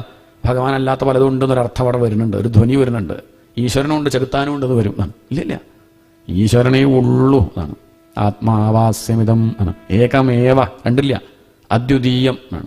ആവർത്തനം സ്വതവേ ഇല്ല, അങ്ങനെ പറയാറില്ല. എന്നിട്ട് പോലും ആവർത്തിക്കുകയാണ്. ഏകമേവ എന്ന് പറഞ്ഞു, ഒന്നേ ഉള്ളൂ. എന്നിട്ട് ഉറപ്പിക്കുകയാണ് അദ്വിതീയം. രണ്ട് തോന്നും, പക്ഷെ ഇല്ല കേട്ടോ. നേഹനാനാസ്തി കിഞ്ചന, പലതുകൾ ഇവിടെ ഇല്ല. ഉള്ളത് ബ്രഹ്മം മാത്രം, ഈശ്വരൻ മാത്രം. അതന്നെ ശരീരമായിട്ട് തോന്നുന്നു, അതന്നെ മനസ്സായിട്ട് തോന്നുന്നു. അതൊക്കെ തോന്നല. ഉള്ളത് ഈശ്വരൻ മാത്രം. ഈശ്വരൻ്റെ സ്വരൂപം ആനന്ദം. ഉദാഹരണം ഉറക്കത്തിൽ എന്തേ ഉള്ളൂ? ഈശ്വരൻ മാത്രമേ ഉള്ളൂ. എന്ത് സുഖം ആണ്. ഇത്ര നല്ലൊരു ഏർപ്പാട് ലോകത്ത് വേറില്ല. എത്ര സുഖമായിട്ടല്ലേ. ആരും ദുഃഖമായിട്ട് ഉറങ്ങണില്ലല്ലോ. എല്ലാ ഏർപ്പാടും അതിന് വേണ്ടിയിട്ടല്ലേ. അതെ, അതാണ് ആനന്ദം. അത് ഭഗവാന്റെ സ്വരൂപം. ശരി, ഇവിടെ പരീക്ഷത്ത് പറഞ്ഞു അതൊക്കെ അങ്ങ് പറയുമ്പോൾ ഒക്കെ സംഗതി ശരി തന്നെയാണ്, അങ്ങയോട് ഞാൻ തർക്കിക്കാനൊന്നുമില്ല. പക്ഷേ അനുഭവത്തിൽ അതല്ല. നമ്മളെപ്പോലെ തന്നെ അതൊക്കെ പറയുമ്പം ഞാൻ എതിരൊന്നും പറയണില്ല. പക്ഷേ അനുഭവത്തിൽ ഇപ്പം അങ്ങനെയൊന്നും അല്ലല്ലോ. പറഞ്ഞു അതെന്താ ചോദിച്ചാൽ, അനുഭവത്തിൽ അതല്ലാത്തത് ഉപാസനയുടെ പോരായ്മയാണ്. അങ്ങ് നിരന്തരം വിചാരം ചെയ്യാത്തത് കൊണ്ടാണ്. നിരന്തരം വിചാരം ചെയ്തായിട്ട് ഉറപ്പിക്കാൻ സാധിക്കും. ഈ കാണുന്നതൊക്കെ ഈശ്വരൻ നിരന്തരം വിചാരം ചെയ്യൂ, സാധിക്കാത്ത വിഷയമൊന്നുമല്ല. പക്ഷെ പലർക്കും അത് വേണമെന്നില്ല. അതവിടെ കുഴപ്പം. അങ്ങനെ വിചാരം ചെയ്താലുള്ള കുറച്ച് ദോഷങ്ങളുണ്ട്. നമ്മുടെ ഈ ഏടാകൂടം നടക്കില്ല. അപ്പോൾ നമ്മളത് വേണ്ടാന്ന് വെക്കുകയാണ്. അധികം ആൾക്കാർക്കും ഭൗതികമായിട്ടുള്ള നേട്ടം മാത്രമേ ആവശ്യമുള്ളൂ. ശാന്തി വേണമെന്നില്ല. പണം വേണം, പ്രശസ്തി വേണമെന്നേ ഉള്ളൂ. സമാധാനം വേണമെന്നില്ല. മൃഗാസുരനെ പോലെ. അങ്ങനെയാണ് അയാളുടെ കഥ പറയുന്നത്. അയാൾക്കും അങ്ങനെ തന്നെയാണ്. ശിവനെ തപസ്സിൽ പ്രത്യക്ഷപ്പെടുത്തി, ശാന്തിക്കല്ല. എന്നിട്ട് അദ്ദേഹം വരം വാങ്ങിയത് എന്താ? ആരുടെ തലയിലാണോ കൈവയ്ക്കുന്നത് അയാൾ ഭസ്മാവണം എന്നാണ്. ഇങ്ങനെ ഭൗതികമായിട്ടുള്ള നേട്ടം മാത്രമേ ആവശ്യപ്പെടുന്നുള്ളൂ. അദ്ദേഹം പ്രത്യക്ഷപ്പെടുത്തി ശിവനെ. ശിവൻ പിന്നെ എവിടെ പോകുമ്പോഴും വിത്ത് ഫാമിലിയാണല്ലോ. പാർവതിയും കുട്ടി വന്നു, സുബ്രഹ്മണ്യം, ഗണപതി എല്ലാവരും ഉണ്ട്. എന്താ അങ്ങേക്ക് വേണ്ടു ചോദിച്ചു. അദ്ദേഹം പറഞ്ഞു എനിക്ക് വേണ്ടത് എന്താ ചോദിച്ചാൽ ഇപ്പം ഒരു വരം വേണം. എന്ത് വരാൻ വേണ്ടു? ഞാൻ ആരുടെ തലയിലാണോ കൈവയ്ക്കുന്നത് അയാൾ ഭസ്മാവണം. ഇപ്പം ശിവൻ പറഞ്ഞു സ്വതവേ നമ്മളൊക്കെ കൈവച്ചിട്ട് നേരെ വരണം എന്നാണ് പ്രാർത്ഥിക്കുക അല്ലേ. നല്ലത് വരട്ടെ ഈശ്വര, അങ്ങനെയല്ലേ പറയുക. ഭസ്മാവാൻ ഇപ്പം അതിനിപ്പോൾ എന്നെ പ്രത്യക്ഷപ്പെടുത്തണോ? പുരാശ്വരന്ന് വാങ്ങാൻ കിട്ടും ഭസ്മൊക്കെ. ഇതിനിപ്പോൾ എന്നെ വിളിച്ചു വരുത്തേണ്ട കാര്യമുണ്ടോ? അങ്ങേക്ക് തരാൻ പറ്റുമല്ലേ? ശരി, തഥാസ്തു, അങ്ങനെ ആവട്ടെ. കിട്ടിയ ഉടനെ അദ്ദേഹം ചോദിക്കുക ഇത് ഫലിക്കുമോ നോക്കണേ. ഇയാളെ മുന്നിൽ പ്രത്യക്ഷപ്പെട്ടതല്ലേ ഇപ്പോൾ പ്രശ്നമായത്. തന്നെ ഒരു വിലയില്ല, ബഹുമാനമില്ല, ഒന്നുമില്ല. ഇത് ഫലിക്കുമോ ചോദിച്ചു. പരമശിവൻ പറഞ്ഞു എന്താ സംശയം, താൻ എന്താ അങ്ങനെ ചോദിക്കണു? ഫലിക്കാണ്ടിരിക്കുമോ? ഫലിക്കും. അങ്ങനെയാണെങ്കിൽ അങ്ങൊന്ന് തല കുനിക്കും, ഞാൻ നോക്കട്ടെ. എങ്ങനെയുണ്ട്? കൊടുത്ത ആളെ തന്നെ ഭസ്മാക്കാൻ നോക്കുകയാണ്. ശിവൻ പറഞ്ഞു ഞാൻ തല കുനിച്ചാൽ എൻ്റെ തലയിൽ താൻ കൈവച്ചാൽ ഞാൻ ഭസ്മാവില്ലേ? ഭസ്മാവും. ഞാൻ ഭസ്മായ പാർവതിക്ക് ആരാളുള്ളത്? ഞാൻ ഉണ്ട്. അത് വിഷമം. ആ ഉദ്ദേശമാണ്. നോക്കണേ, ഗൗരി ഹരണലാലസ, വേറെന്തോ വരം വാങ്ങാൻ ഉദ്ദേശിച്ച ആളാ അദ്ദേഹം. പാർവതിയെ കണ്ട സമയത്ത് ഈ വരം വാങ്ങി, എങ്ങനെയെങ്കിലും ഇനി മറ്റൊന്നും വേണ്ട, പാർവതിയെ എങ്ങനെയെങ്കിലും തട്ടിയെടുക്കണം, അതിനുവേണ്ടി ശിവനല്ലാണ്ടാക്കണം, അതിനു വേണ്ടിയിട്ട് ഈ വരം വാങ്ങിയത്. ഹൃദയശുദ്ധി ഉണ്ടായോ? അതാ ചോദ്യം. ഉണ്ടായോ? ഭഗവാനെ തപസ് ചെയ്തിട്ട് പോയി ഹൃദയശുദ്ധി ഉണ്ടായില്ല. കാരണം ഭൗതിക നേട്ടം മാത്രമേ ഉള്ളിലുള്ളൂ. ഹൃദയം ശുദ്ധാവണില്ല. കൊടുത്ത കൈ കൊണ്ട് എടുക്കേണ്ട കരുതി ശിവൻ അവിടെ നിന്ന് അങ്ങോട്ട് ഓടി. പാർവതി അപ്രത്യക്ഷമായി. ശിവന്റെ പിന്നാലെ ദേഹവും പോയി. വൈകുണ്ഠത്തിലേക്ക് പ്രവേശിച്ചു. ഭഗവാൻ പുറമേക്ക് വന്ന് തൻ്റെ വേഷം ഒന്ന് മാറ്റി. എങ്ങോട്ടാ പോണു ചോദിച്ചു പ്രകാശനോട്. അദ്ദേഹം പറഞ്ഞു, സമയമില്ല, നിൽക്കൂ. അങ്ങനെ സമയമില്ല പറയുമല്ലോ. ഇങ്ങനെ ഓടി തളരണ്ട, ഒരു ഭാഗത്ത് കുറച്ച് വെള്ളം കുടിച്ച് പോവാം എന്നൊക്കെ പറഞ്ഞ് അവിടെ ഇരുത്തി. ഭഗവാൻ അങ്ങോട്ട് ബ്രെയിൻ വാഷ് ചെയ്യാണ്. അയാളോട് ചോദിച്ചു, എന്താ കാര്യം? ഞാൻ ശിവനെ അന്വേഷിച്ചിറങ്ങിയതാ. എന്താ വിഷയം? ശിവനൊരു വരം തന്നിട്ടുണ്ട്. എന്ത് വരം? ആരുടെ തലയിലാണോ കൈവെക്കുന്നത് അയാൾ ഭസ്മാവും. നല്ലത് തന്നെ. ശിവനൊക്കെ പറഞ്ഞാൽ നടക്കുമോ? അത് വിചാരിച്ചിരിക്കുക. അങ്ങ് അദ്ദേഹത്തിന് പണ്ടൊരു ശാപം കിട്ടിയിട്ടുണ്ട്, അങ്ങ് കേട്ടിട്ടുണ്ടോ? ഉണ്ടാവും, ദക്ഷന്റെ ശാപം. അതിനുശേഷം പിന്നെ ഫലിക്കൊന്നുമില്ല. പിന്നെ എങ്ങനെ പണ്ടത്തെ ശീലത്തിന് ശാപം കൊടുത്തും വരം കൊടുത്തും നടക്കുന്നല്ലാണ്ട് ഒന്നും ഫലിക്കില്ല. ഇത് പറയണ ശിവനെ കണ്ടുപിടിക്കേണ്ട കാര്യമൊന്നുമില്ല. തലയെ കൈവച്ച ഭസ്മാവുന്നല്ലേ? അതിന് തല അങ്ങയുടെ കയ്യിലുണ്ടല്ലോ, കയ്യുണ്ട്, വെച്ചു നോക്കൂ. കയ്യില്ലേ? തലല്ലേ? വെച്ചു നോക്കൂ, വെച്ചു നോക്കൂ. ഒന്നും ഉണ്ടാവില്ല. വെച്ചു. അതെല്ലാം കൂടി ആ വെണ്ണീര് വാരി ഒരു മുറത്തിൽ ഇട്ടു. എന്നിട്ട് വിളിച്ചു പരമശിവനെ. വിളിച്ചോളൂ, പരമശിവ വന്നോളൂ, മൃഗാസുരൻ എന്താ അവിടെ, അങ്ങ് നനഞ്ഞ് കുറി തൊട്ടോളൂ, നനച്ചിട്ട് വൈകുന്നേരത്തേക്ക് ഭസ്മായി. ഇത്രയേ ഉള്ളൂ. ഇതാണ് മൃഗാസുരൻ്റെ കഥ. എന്തിനപ്പോൾ കഥ പറഞ്ഞത് ചോദിച്ചാൽ, താമസികമായിട്ടും രാരസമായിട്ടും ഉപാസിക്കരുത്. അങ്ങനെ ഭഗവാനെ ഉപയോഗിക്കാം നമുക്ക്. ഭാഗവതമൊക്കെ അങ്ങനെ എടുക്കാം. ഭാഗവതം കൊണ്ട് തന്നെ നേട്ടങ്ങൾ അങ്ങനെ ചെയ്യാന്നൊക്കെ പറഞ്ഞാൽ ആവാം, തെറ്റൊന്നുമില്ല. അതേപോലെ ആവുന്നേ ഉള്ളൂ. ഭസ്മായില്ലയോ? അദ്ദേഹം പറഞ്ഞതൊക്കെ കിട്ടി. അങ്ങനെയല്ല വേണ്ടത്. പിന്നെന്ത് ചെയ്യണം? അത് ഈശ്വര സദ്ബുദ്ധി ഉണ്ടാവണേ. സംസാരസാഗരേ മഗ്നം. അതാണ് നമ്മളെ പ്രാർത്ഥന. സംസാരസാഗരേ മഗ്നം ദീനം മാം കരുണാനിധേ കർമ്മഗ്രാഹഗൃഹീതാംഗം മാമുദ്ധര ഭവാർണവാത്. അതിനെ രക്ഷിക്കണേ, ഈ അവിവേകത്തിൽ നിന്ന്, അജ്ഞാനത്തിൽ നിന്ന് രക്ഷിക്കണേ എന്നാണ് പ്രാർത്ഥന. അതായ പിന്നെ വേറെന്താ? ഒന്നും വേണ്ട പിന്നെ. അതുകൊണ്ട് സാത്വികമായിട്ട് ഉപാസിക്കണം. അങ്ങനെയാകുമ്പോഴോ ഹൃദയശുദ്ധി ഉണ്ടാവും, തത്വാർത്ഥങ്ങളൊക്കെ ഗ്രഹിക്കാൻ സാധിക്കും. ഉള്ളത് ആനന്ദം മാത്രം, വേറൊന്നുമില്ല എന്ന് അനുഭവിക്കാൻ സാധിക്കും. അപ്പോൾ ചോദ്യം, സത്വഗുണം കൂടെ ആർക്കാ? പണ്ടീ സംശയം ഉണ്ടായല്ലോ. സരസ്വതി നദീതീരത്തുള്ള ഋഷീശ്വരന്മാർക്ക് ഈ സംശയം ഉണ്ടായി, ആർക്കാ സത്വഗുണം കൂടാന്ന്. അത് കണ്ടുപിടിക്കാൻ എളുപ്പമാണ്. ക്ഷമ ആർക്കുണ്ട് നോക്കിയാൽ മതി. ദേഷ്യപ്പെടാത്ത ആൾക്ക് സത്വഗുണം കൂടും. ദേഷ്യം ഇല്ലാണ്ട് നോക്കിയാൽ മതി. നമുക്ക് തോന്നാറുണ്ട് സത്വഗുണം കുറച്ച് കൂടി, വലിയ ഭാഗവതമൊക്കെ കേൾക്കണമുണ്ടാവും. എന്താ അറിയില്ല, ഒട്ടും ദേഷ്യമില്ല അല്ലേ? ഒട്ടുമില്ലല്ലോ, ഒട്ടുമില്ല. ലേശം, ഒട്ടും, കുറച്ച് ലേശം പോലും തന്നോടല്ല ഇല്ല പറഞ്ഞത്. ഇതാണ് നമ്മളെ കഥ. ഒരു 4 പ്രാവശ്യം ചോദിച്ചാൽ ദേഷ്യപ്പെടും. ദേഷ്യമില്ല എന്ന് ദേഷ്യപ്പെട്ടുകൊണ്ടാണ് പറയുന്നത് തന്നെ. അതാണ് കഥ. അപ്പം സത്വഗുണമുള്ളവർക്ക് ദേഷ്യം വരില്ല. അപ്പം അങ്ങനെയാണെങ്കിൽ ദേഷ്യപ്പെടാത്ത ആളെ നോക്കിയാൽ മതിയല്ലോ. ഭൃഗുമഹർഷിയെ ഏർപ്പാടാക്കി നോക്കാനായിട്ട്. അദ്ദേഹം ആകുമ്പോൾ എല്ലാവരായിട്ടും ബന്ധമുണ്ട്. അപ്പോൾ ആരുടെയും പക്ഷം പിടിക്കില്ല. ബ്രഹ്മാവിൻ്റെ മകനാണ്, ശിവൻ്റെ സഹോദരനാണ്, വിഷ്ണു ഭഗവാന്റെ അമ്മായച്ചനാണ്, ലക്ഷ്മിയുടെ അച്ഛനാണ്. അതുകൊണ്ട് എന്നാൽ പിന്നെ അദ്ദേഹത്തെ ഏർപ്പാടാക്കി. അദ്ദേഹം പോയി ബ്രഹ്മദേവൻ്റെ അടുത്തെത്തി. ബ്രഹ്മദേവൻ വലിയ സന്തോഷമായി. കയറി ബ്രഹ്മദേവൻ്റെ അടുത്തിരിക്കാൻ പുറപ്പെട്ടു. ബ്രഹ്മദേവൻ കണ്ണുരുട്ടി. ഒപ്പരിക്കാൻ മാത്രമായോ? മാർക്കിട്ടു 100 അഭിമാനമുണ്ട്. അല്ലെങ്കിൽ ഇപ്പോൾ ഒപ്പരുന്നാന്താ, അതല്ലേ ഉള്ളൂ. നേരെ പരമശിവൻ്റെ അടുത്തേക്ക് പോയി. പരമശിവൻ വലിയ സന്തോഷമായി. തൻ്റെ സഹോദരനല്ലേ കെട്ടിപ്പിടിക്കാനായിട്ട് ഓടി വന്നു. ചുടലപ്പറമ്പൊന്ന് എണീറ്റ് വരും, കുളിക്കൂല്ല, വൃത്തിയില്ല എന്നൊക്കെ പറഞ്ഞ് ചീത്ത പറഞ്ഞു. പരമശിവൻ 3ാമത്തെ കണ്ണങ്ങോട്ട് തുറക്കാൻ പുറപ്പെട്ടു. അപ്പോഴേക്കും പാർവതി വന്ന് പറഞ്ഞു, മാർക്ക് ലിസ്റ്റ് കണ്ടു. അദ്ദേഹം പേപ്പറൊക്കെ ഇട്ട് വരികയാണേ. എന്തായാലും മാർക്കിട്ട് കഴിഞ്ഞു. 100 നേരെ അങ്ങോട്ട് പോയി വിഷ്ണു ഭഗവാന്റെ അടുത്തേക്ക്. പാലായിൽ കിടന്നുറങ്ങുകയാണ് അദ്ദേഹം. തന്നെ കണ്ട് എണീക്കാണ്ട് കിടക്കുകയാണെന്നുള്ള മട്ടിൽ ഓടി വന്ന് ഭൃഗുമഹർഷിക്ക് ദേഷ്യമുണ്ടായി. ഹൃദയത്തിലൊരു ചവിട്ടം കണ്ട് കൊടുത്തു. ചവിട്ട് കിട്ടിയപ്പോഴാണ് ഭഗവാൻ ഞെട്ടി ഉണരുന്നത്. എന്നിട്ടോ തൊഴുതങ്ങോട്ട് നമസ്കരിച്ചു. ആരെ? ഈ ചവിട്ടിയ ആളെ തന്നെ. അതാണ്ടായത്.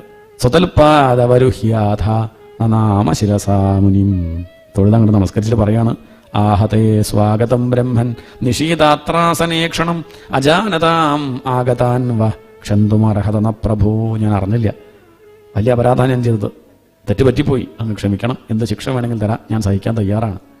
അങ്ങ് വരുന്ന സമയത്ത് ഞാൻ ഉണർന്നിരിക്കണമായിരുന്നു, ഞാൻ അങ്ങയെ നമസ്കരിക്കണമായിരുന്നു, സ്വീകരിക്കണമായിരുന്നു. പക്ഷെ ഉറങ്ങിപ്പോയി, എന്തീ പറ്റിപ്പോയില്ലേ, ക്ഷമിക്കണം എന്ന് പറഞ്ഞ് അദ്ദേഹത്തിൻ്റെ പാദം എടുത്ത് മടിയിൽ വെച്ച് താമര പോലുള്ള തൻ്റെ കൈകളെ കൊണ്ട് അദ്ദേഹത്തിൻ്റെ പാദം അങ്ങനെ ഒഴിഞ്ഞു കൊടുക്കുകയാണ്. എന്നെ ചവിട്ടിയിട്ട് അങ്ങേക്ക് വിഷമായോ, വേദനയായോ?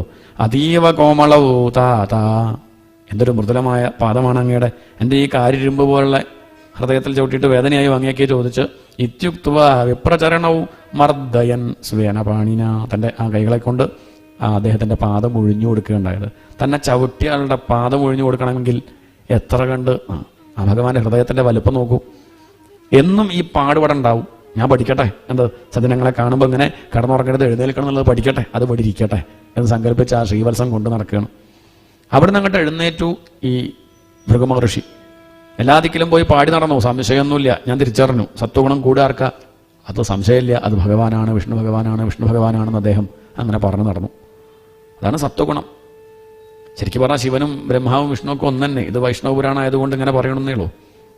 നമ്മൾ ആരെ വേണമെങ്കിലും ആരാധിക്കാം. അതെങ്ങനെ വേണം? അത് ഈ ഉദ്ദേശത്തിൽ വേണം. ഹൃദയം ശുദ്ധാവണം, ഭഗവാനെ കിട്ടണം. ഈ ഭാവത്തിലാണെങ്കിൽ ആരെ ഉപാസിച്ചാലും അത് സാത്വികമായിട്ടുള്ള ഉപാസനയാണ്. അത് ഏത് ദേവിയാണെങ്കിലും ഏത് ദേവനെയാണെങ്കിലും. നേരെ മറിച്ച് ഭൗതികമായിട്ടുള്ള നേട്ടം ആഗ്രഹിച്ചാണെങ്കിൽ ആഗ്രഹിച്ചത് നടക്കും, ഇല്ല പറയണില്ല. മൃഗാസുരൻ ആഗ്രഹിച്ചത് നടന്നില്ലേ? അയാളുടെ ആഗ്രഹം ഭസ്മാക്കണം എന്നായിരുന്നു, അതായി. പക്ഷേ ഗുണം ഉണ്ടായില്ല. അതുപോലെയാവും. വേണമെന്ന് ആഗ്രഹിച്ചതൊക്കെ കിട്ടും, പക്ഷെ കിട്ടിയതുകൊണ്ട് നമ്മൾ തന്നെ നശിക്കും. നേരെ മറിച്ച് ഭഗവാനെ ഉപാസിക്കുകയാണെങ്കിലോ ഭഗവാൻ നല്ലോണം നോക്കിയിട്ടേ കൊടുക്കുള്ളൂ, നശിക്കില്ല. നശിക്കാൻ ഭഗവാൻ സമ്മതിക്കില്ല. ഒരു ഉദാഹരണം പറയാം. പണ്ട് അഹങ്കാരം ഉണ്ടായിരുന്നു ആർക്ക്? ഈ അർജുനനും.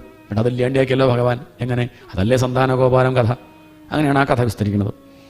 പണ്ട് ദ്വാരകയിൽ ഒരു ബ്രാഹ്മണൻ, ആ ബ്രാഹ്മണൻ ഉണ്ടാവണ ഉണ്ണികളൊക്കെ മരിച്ചു പോവുകയാണ്. 1, 2, 3 ഒക്കെ മരിക്കുമ്പം ആ ശവശരീരമായിട്ട് ഭഗവാന്റെ അടുത്ത് വരും. ഭഗവാനെ അധിക സ്തുതിക്കും, പിന്നെ കുറേ ചീത്ത പറയും. 9ാമത്തെ ഉണ്ണി ഉണ്ടായപ്പോൾ ആ ഉണ്ണിയും മരിച്ചു. ആ ഉണ്ണിയും കൊണ്ട് അവിടെ എത്തി ഭഗവാനോട് അങ്ങനെ പരാതി പറയുന്ന സമയത്ത് അവിടെ ആരുണ്ട്? താമർജുന ഉപശ്രുതിയ. അവിടെ അന്ന് അർജുനനുണ്ട്. അർജുനൻ ഈ കാഴ്ച കണ്ടപ്പോൾ അർജുനന് തോന്നി, ഇടപെട്ടാലോ, കൃഷ്ണൻ തോറ്റ കേസാ, താൻ വാദിച്ചാലോ. അദ്ദേഹം പിന്നാലെ ഇങ്ങോട്ട് പോയി ബ്രാഹ്മണന്റെ എന്നിട്ട് പറഞ്ഞു, അതേ ബ്രാഹ്മണ, ഇനിയൊരു ഉണ്ണി ഉണ്ടാവുകയാണെങ്കിൽ ഞാൻ രക്ഷിക്കും. അതാണ് അഹങ്കാരം. കൃഷ്ണനെ പറ്റിയില്ല, ഇവിടെ തനിക്ക് പറ്റും തോന്നുമോ? അങ്ങനെ തോന്നി, പറ്റും, ഞാൻ രക്ഷിക്കുന്നു പറഞ്ഞു. അദ്ദേഹം ചോദിച്ചു, താനാരാ?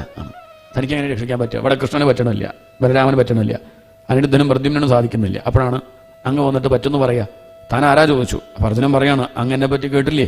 പാരത്രയും പെരുമ കേട്ടൊരു ഫൽഗുനന്റെ പേരത്തിടാത്ത ചെവി ചേതനയറ്റതത്രേ. എന്നെ പറ്റി കേൾക്കാത്തവരുടെ ചെവി ശവത്തിന്റെ ചെവിയായിരിക്കും. അങ്ങനെ പറ്റി കേട്ടില്ലേ? ഞാനാണ് വില്ലാളി വീരൻ അർജുനൻ. കൃഷ്ണനും ബലരാമനും ഒക്കെ സാധിക്കാത്തത് എനിക്ക് സാധിക്കും. നാഹം സംഘർഷണ, ഞാൻ ബലരാമനല്ല. എന്നാ കൃഷ്ണ എന്ന് പറഞ്ഞ അർത്ഥം എന്താ? കൃഷ്ണനേക്കാൾ കേമനാണ് ഞാൻ പറഞ്ഞർത്ഥം. ബലരാമനേക്കാൾ കേമനാ ഞാൻ. അവർക്കൊക്കെ പറ്റാത്തത് എനിക്ക് പറ്റും. അഹം വാ അർജുനോ നാമ, എൻ്റെ പേര് അർജുനൻ എന്നാണ്. ഗാണ്ഡീവം യസ്യ വൈധനു, ഗാണ്ഡീവം എൻ്റെ വില്ലാണ്. ഇത്രയും കേട്ടു. ബ്രാഹ്മണന് മനസ്സിലായി, ലേശം നല്ല അഹങ്കാരം ഞാക്ക്, അല്ലെങ്കിൽ ഇങ്ങനെയൊക്കെ പറയില്ലല്ലോ. അപ്പം താൻ എന്താ പറയണു? ഇനിയിപ്പോൾ എനിക്കുണ്ടാവണം ഉണ്ണിയെ താൻ രക്ഷിക്കുന്നതാണോ? ഒന്ന് ചോദിക്കട്ടെ, തന്നെ അതിൻ്റെ മുമ്പ് ഇവിടെ കണ്ടില്ല, താൻ ആരാ? എന്താ ഇവിടെയായിട്ട് ബന്ധം? ഇവിടെയായിട്ട് എന്താ ബന്ധം ചോദിച്ചാൽ, ഞാനാണ് ഈ കൃഷ്ണൻ്റെ അനിയത്തിയെ സുഭദ്രയെ കല്യാണം കഴിച്ചത്. അങ്ങനെ പറയൂ, ഒരു വങ്കം കഴിച്ചു എന്ന് കേട്ടിട്ടുണ്ട്, താനായിരുന്നു അല്ലേ? നന്നായി ഏതായാലും. അപ്പം ഇനി ഉണ്ടാവണം ഉണ്ണിയെ അങ്ങ് രക്ഷിക്കും, ഉറപ്പാണ് അല്ലേ? അതെ. അഥവാ അങ്ങേക്ക് പറ്റിയില്ലെങ്കിൽ അങ്ങ് എന്ത് ചെയ്യും? അങ്ങനെ ഉണ്ടാവില്ല, ഞാൻ രക്ഷിക്കും ഉറപ്പാ. അല്ല, അങ്ങക്ക് അഥവാ പറ്റിയില്ലെങ്കിൽ അങ്ങ് എന്ത് ചെയ്യും? അതാണ്. അഥവാ എനിക്ക് പറ്റിയില്ലെങ്കിൽ അർജുനൻ പറയണം, ചൊല്ലാം പറഞ്ഞ പടിപുത്രനപായമൊന്നുമില്ലാതെ കാത്തുതരുവാൻ കഴിയാത്ത പക്ഷം പുല്ലാണെനിക്കു തനു തീലരിച്ചിടും ഞാൻ വില്ലാണു നിൻ തിരുവടിത്തളിരാണു സത്യം. അർജുൻ ഈ ശരീരം എന്ന് പറഞ്ഞ പുല്ല, വാക്ക് പാലിക്കാൻ സാധിച്ചിട്ടില്ലെങ്കിൽ ഞാൻ അങ്ങയുടെ മുന്നിൽ എടുത്ത് ചാടും തീയിലേക്ക്. പോരെ? രാമന് സന്തോഷമായി. ഒന്നെങ്കിൽ ഉണ്ണിയെ കിട്ടും, അല്ലെങ്കിൽ ഇയാൾ ചാവുമല്ലോ. രണ്ടാലൊന്നും എന്തായാലും ഉണ്ടാവും. അദ്ദേഹം നേരെ ചെന്ന് ഭാര്യയോട് പറഞ്ഞു, അതെ ഇനിയിപ്പോൾ ഒരു ഉണ്ണി ഉണ്ടായാൽ രക്ഷപ്പെടും എന്നൊക്കെ തോന്നുന്നുണ്ട്. അപ്പോൾ അവൾ ചോദിച്ചു, എന്താപ്പം ഇങ്ങനെ പറയാൻ കാരണം? ഒന്നുമില്ല, ഞാനൊരാളെ പരിചയപ്പെട്ടു. അർജുനൻ ആള് കേമനാ. ആരേ പറഞ്ഞു? അയാളിനെ പറഞ്ഞത്. അതുപോരല്ലോ. അല്ല, അതല്ല സംഗതി. എന്താ വെച്ചാൽ അയാളെ കൊണ്ട് ഞാനൊരു പ്രതിജ്ഞ എടുപ്പിച്ചിട്ടുണ്ട്. എന്താ പ്രതിജ്ഞ? നമുക്കിനി ഉണ്ടാവണ ഉണ്ണിയെ രക്ഷിക്കാൻ സാധിച്ചില്ലെങ്കിൽ അയാൾ തീച്ചാടിച്ചാവും. ബ്രാഹ്മണ പത്നി ചോദിച്ചു, അദ്ദേഹം തീച്ചാടിച്ചതിട്ട് നമുക്കെന്താ? അങ്ങനെയല്ല, അദ്ദേഹം ആരാ നിശ്ചണ്ടോ? കൃഷ്ണൻ്റെ അനിയത്തിയെ കല്യാണം കഴിച്ച ആളാ. കൃഷ്ണൻ്റെ അനിയത്തി വിധവയാവാൻ കൃഷ്ണൻ സമ്മതിക്കുമോ? എന്താണ് എങ്ങട്ടാ വിശ്വാസം പോണത്? കൃഷ്ണൻ്റെ അനിയത്തി വിധവയാവാൻ കൃഷ്ണൻ സമ്മതിക്കുമോ? അപ്പോൾ ആര് വന്ന് രക്ഷിക്കും? അർജുനൻ ചാവാൻ ആര് സമ്മതിക്കില്ല? ഭഗവാൻ സമ്മതിക്കില്ല. വന്ന് രക്ഷിച്ചോളും, നമ്മുടെ ഉണ്ണിയെ കിട്ടും എന്നാണ്. അപ്പോഴും ബ്രാഹ്മണൻ്റെ വിശ്വാസം അങ്ങോട്ട് ഏതായാലും ഗർഭിണിയായി 2 മാസം 3 മാസം ബ്രാഹ്മണൻ വന്ന് അർജുനോടെ പിന്നെ വർത്തമാനമൊക്കെ ഉള്ളൂ. ദ്വാരകയ്ക്ക് കയറുന്നു. ജനലെടുത്ത് അർജുനെ വിളിക്കും, ഇങ്ങോട്ട് വരൂ. അർജുനൻ അങ്ങോട്ട് എണീറ്റ് പോകും. ഇത് കൃഷ്ണൻ കാണും, എങ്ങോട്ടാ പോകണം? ഒന്നുമില്ല, ഇവിടെ തെറ്റും. ഒന്ന് നടന്നു വരാം എന്നൊക്കെ പറഞ്ഞാൽ ആര് പോവുകയാണ്? കൃഷ്ണനെ കൂട്ടണില്ല, കാരണം കൃഷ്ണന് പറ്റാത്ത കാര്യമാണല്ലോ. ശരി, അവന് നിർബന്ധിക്കേണ്ട കാര്യം വല്ലാണ്ട് ചോദിക്കണ്ടല്ലോ, തന്നോട് പറയണമെന്ന് ആഗ്രഹമില്ല, പിന്നെ വെറുതെ അതിന് പിന്നാലെ പോകേണ്ട കാര്യമില്ലല്ലോ. ഒരു 6-7 മാസമായപ്പം ബ്രാഹ്മണൻ വന്ന് വിളിച്ചു, ഇനി ഇവിടെ നിന്നാൽ പോരാ, അങ്ങോട്ട് വരണം. ശരി, വില്ലു അമ്പൊക്കെ എടുത്ത് അർജുനൻ പോകുന്ന സമയത്ത് ഭഗവാൻ വീണ്ടും ചോദിച്ചു, അർജുന എങ്ങോട്ടാ പോകണു? ഒന്നുമില്ല. വരണോ? ഞാൻ വേണ്ട, വെറുതെ ഇരിക്കുകയാണ്, ഒരു പണിയില്ല. ഞാൻ 5-6 മാസം ഒരു പണിയില്ല, വെറുതെ ഇരിക്കുക. മനസ്സിലായി ഡ്രൈവറായിട്ട് വരാം, അങ്ങനെയൊക്കെ പോകാറുണ്ട് ഇടയ്ക്ക്. വേണമെങ്കിൽ വരാം. വേണ്ട. ശരി, എന്നാൽ പിന്നെ പോട്ടെ എന്ന് കരുതി ചെന്നു. ആ ലേബർ റൂമിന് ചുറ്റും ശരകൂടാരുണ്ടാക്കി. എൻ്റെ മനസ്സിലിങ്ങനെ കാണുക, ഇനിയിപ്പോൾ എന്താ ഉണ്ടാവുക? ആ ബ്രാഹ്മണൻ വന്ന് തന്നെ സ്തുതിക്കും, ഒരു ഉണ്ണി ഉണ്ടാവുമല്ലോ ഇപ്പം. പിന്നെ അടുത്ത് വന്നിട്ട് പറയും, കേമൻ തന്നെ താൻ. ഇവിടെ ബലരാമന് സാധിച്ചില്ല, കൃഷ്ണന് സാധിച്ചില്ല, അനിരുദ്ധനും പ്രദ്യുമ്നും സാധിച്ചിട്ടില്ല, അക്കാര്യം തനിക്ക് സാധിച്ചില്ല, താൻ കേമനാന്നൊക്കെ പറഞ്ഞ് പുകഴ്ത്തോന്നൊക്കെ വിചാരിച്ചിരിക്കുമ്പോഴാണ് പെട്ടെന്ന് കുട്ടിയുടെ കരച്ചിൽ ഉണ്ടായിട്ടുണ്ട്. വയറ്റാട്ടി കണ്ടിട്ടുമുണ്ട് കുട്ടിയെ, പിന്നെ കാണാനില്ല. പിന്നെ കുട്ടിയുടെ കരച്ചിൽ നിന്നു, പിന്നെ അമ്മയുടെ കരച്ചിലാണ്. കുട്ടി ഉണ്ടായിട്ടുണ്ട്, ഈ അർജുനന്റെ കൂടാരം കാരണം എന്തില്ല, ശരീരം തന്നെ കാണാനില്ല. മറ്റത് ഒന്നുമില്ല, ശവം കിട്ടിയിരുന്നു. ശരീരോ വിഹായ ശരീരത്തോടു കൂടി ആളെ കാണാനില്ല. ബ്രാഹ്മണനുണ്ടായ ദേഷ്യം ആണ്. അദ്ദേഹം കേട്ട് വന്ന് ചീത്ത വിളിക്കാൻ തുടങ്ങി. സ്വതവേ ബ്രാഹ്മണർ ചീത്ത വിളിക്കില്ല, ഇനി വിളിച്ചാൽ ആർക്കും കേൾക്കാൻ പറ്റില്ല, അജാതി ചീത്തവും വിളിക്കുക. അദ്ദേഹം കേട്ട് വന്നിട്ട് പറയാൻ തുടങ്ങി, താൻ ആരടോ? താൻ എന്താ പറഞ്ഞത്? താൻ കൃഷ്ണനല്ല, അനിരുദ്ധനല്ല, പ്രദ്യുമ്നല്ല, ബലരാമൻ, താൻ ഒന്നുമല്ലടോ എന്നാണ്. തൊട്ടാൽ കുളിക്കണം എടുക്കുക വില്ല്, ചൂണ്ടൽ കെട്ടാൻ കൊടുക്കുക നടിക്കരുത് ആരുമേറെ. തൻ്റെ ഗാണ്ഡീവം വില്ല് എന്തിനു കൊള്ളും? അതിലാ പുഴുവിനെ കെട്ടി തൂക്കിയിട്ട് തൊട്ട് ഭാഗത്ത് വന്നോളൂ, ചൂണ്ടലിട്ടിട്ടെ മത്സ്യത്തെ പിടിക്കാൻ. വില്ലാത്രേ. അതിലങ്ങോട്ട് അടച്ചു. അർജുനൻ ഇന്ന് വരെ എങ്ങനെ ചീത്ത കേട്ടിട്ടില്ല. അർജുനൻ്റെ രോമൊക്കെ കൊഴിഞ്ഞു ചീത്ത കേട്ടിട്ട്. അർജുനൻ എന്തൊക്കെ അങ്ങോട്ട് പറയുന്നുണ്ട്, അങ്ങനെയല്ല ഞാൻ നോക്കാം. എന്ത് നോക്കുക? അദ്ദേഹം വാതിൽ തുറന്നിട്ട് പറഞ്ഞു, ആ മാവ് ഞാൻ വെട്ടിക്കയറി കത്തിക്കും, വന്ന് ചാടിക്കൂല. പാവം അർജുനൻ അറിയണ ദിക്കിലൊക്കെ പോയി ചോദിച്ചു, ആ ബ്രാഹ്മണൻ്റെ ഉണ്ണിയെ കണ്ടിട്ടുണ്ടോ? അവരാരും കണ്ടിട്ടില്ല. അവസാനം യമൻ്റെ അടുത്തെത്തി. യമനോട് ചോദിച്ചപ്പോൾ യമൻ പറഞ്ഞു, ഈ കൂട്ടിലാരും മരിച്ചിട്ടില്ല, 9 കൂട്ടലും 10 കൂട്ടലും മരിച്ചിട്ടില്ല. മരിച്ച അവിടെ ലിസ്റ്റിൽ പേര് വരേണ്ടതാ, മരിച്ചിട്ടില്ല. അത് പുതിയ അറിവാ. പിന്നെന്താ എവിടെയും പോയി? കാണാനില്ല, മരിച്ചിട്ടുമില്ല. എവിടെ പോയി വല്ല അറിവുണ്ടോ ചോദിച്ചു. അദ്ദേഹം പറഞ്ഞു, ഞാനൊന്ന് പറയാം. എന്നെക്കാൾ കറുത്തും കൊണ്ടൊരു വിദ്യ എൻ്റെ കൂടെ ഉണ്ടല്ലോ, മയിൽപ്പീലി ചാർത്തിയും കൊണ്ട്.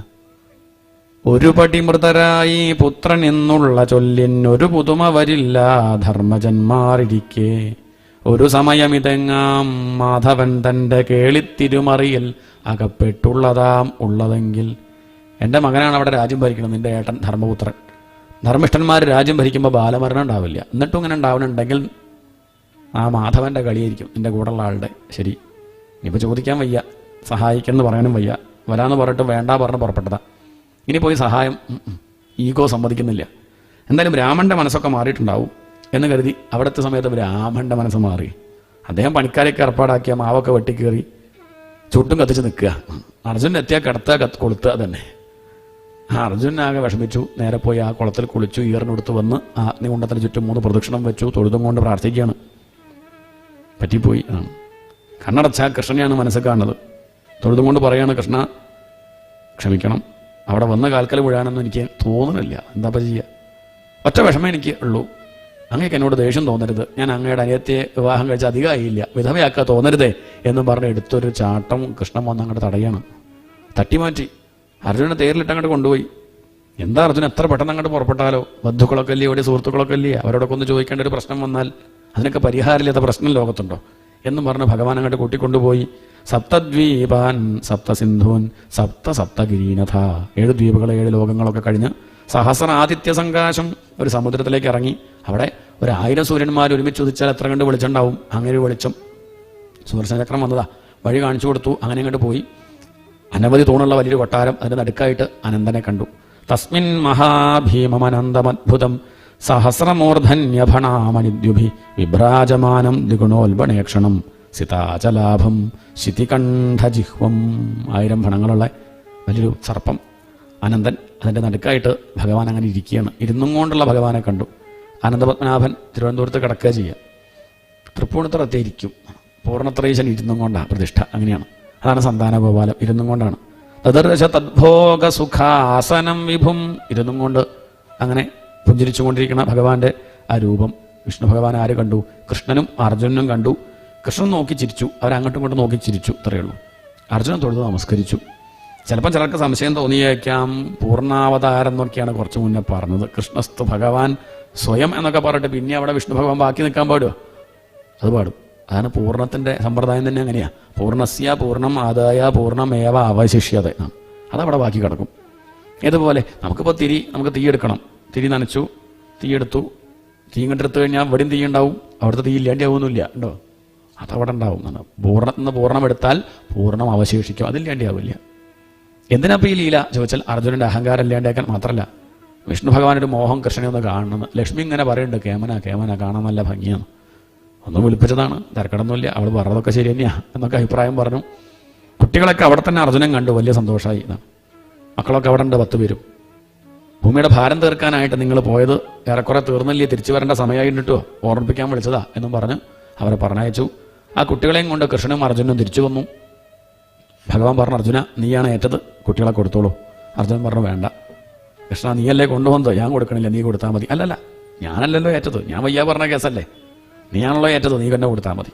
അവസാനം ആ ഉണ്ണികളെ കൊണ്ടുപോയി അർജുനൻ എണ്ണി ഇങ്ങനെ കൊടുക്കുകയാണ്. 1 2 3 4 10 ഉണ്ണികളെ കണ്ട് കൊടുത്തു. ബ്രാഹ്മണനുണ്ടായ സന്തോഷം എന്നാണ്. 1 വേണമെന്നേ മോഹിച്ചുള്ളൂ. പക്ഷെ ഭഗവാൻ ഇടപെട്ടാൽ 1ന്റെ സ്ഥാനത്ത് പിന്നെ 10 ഉണ്ടാവുക, അത് കാണിക്കുകയാണ്.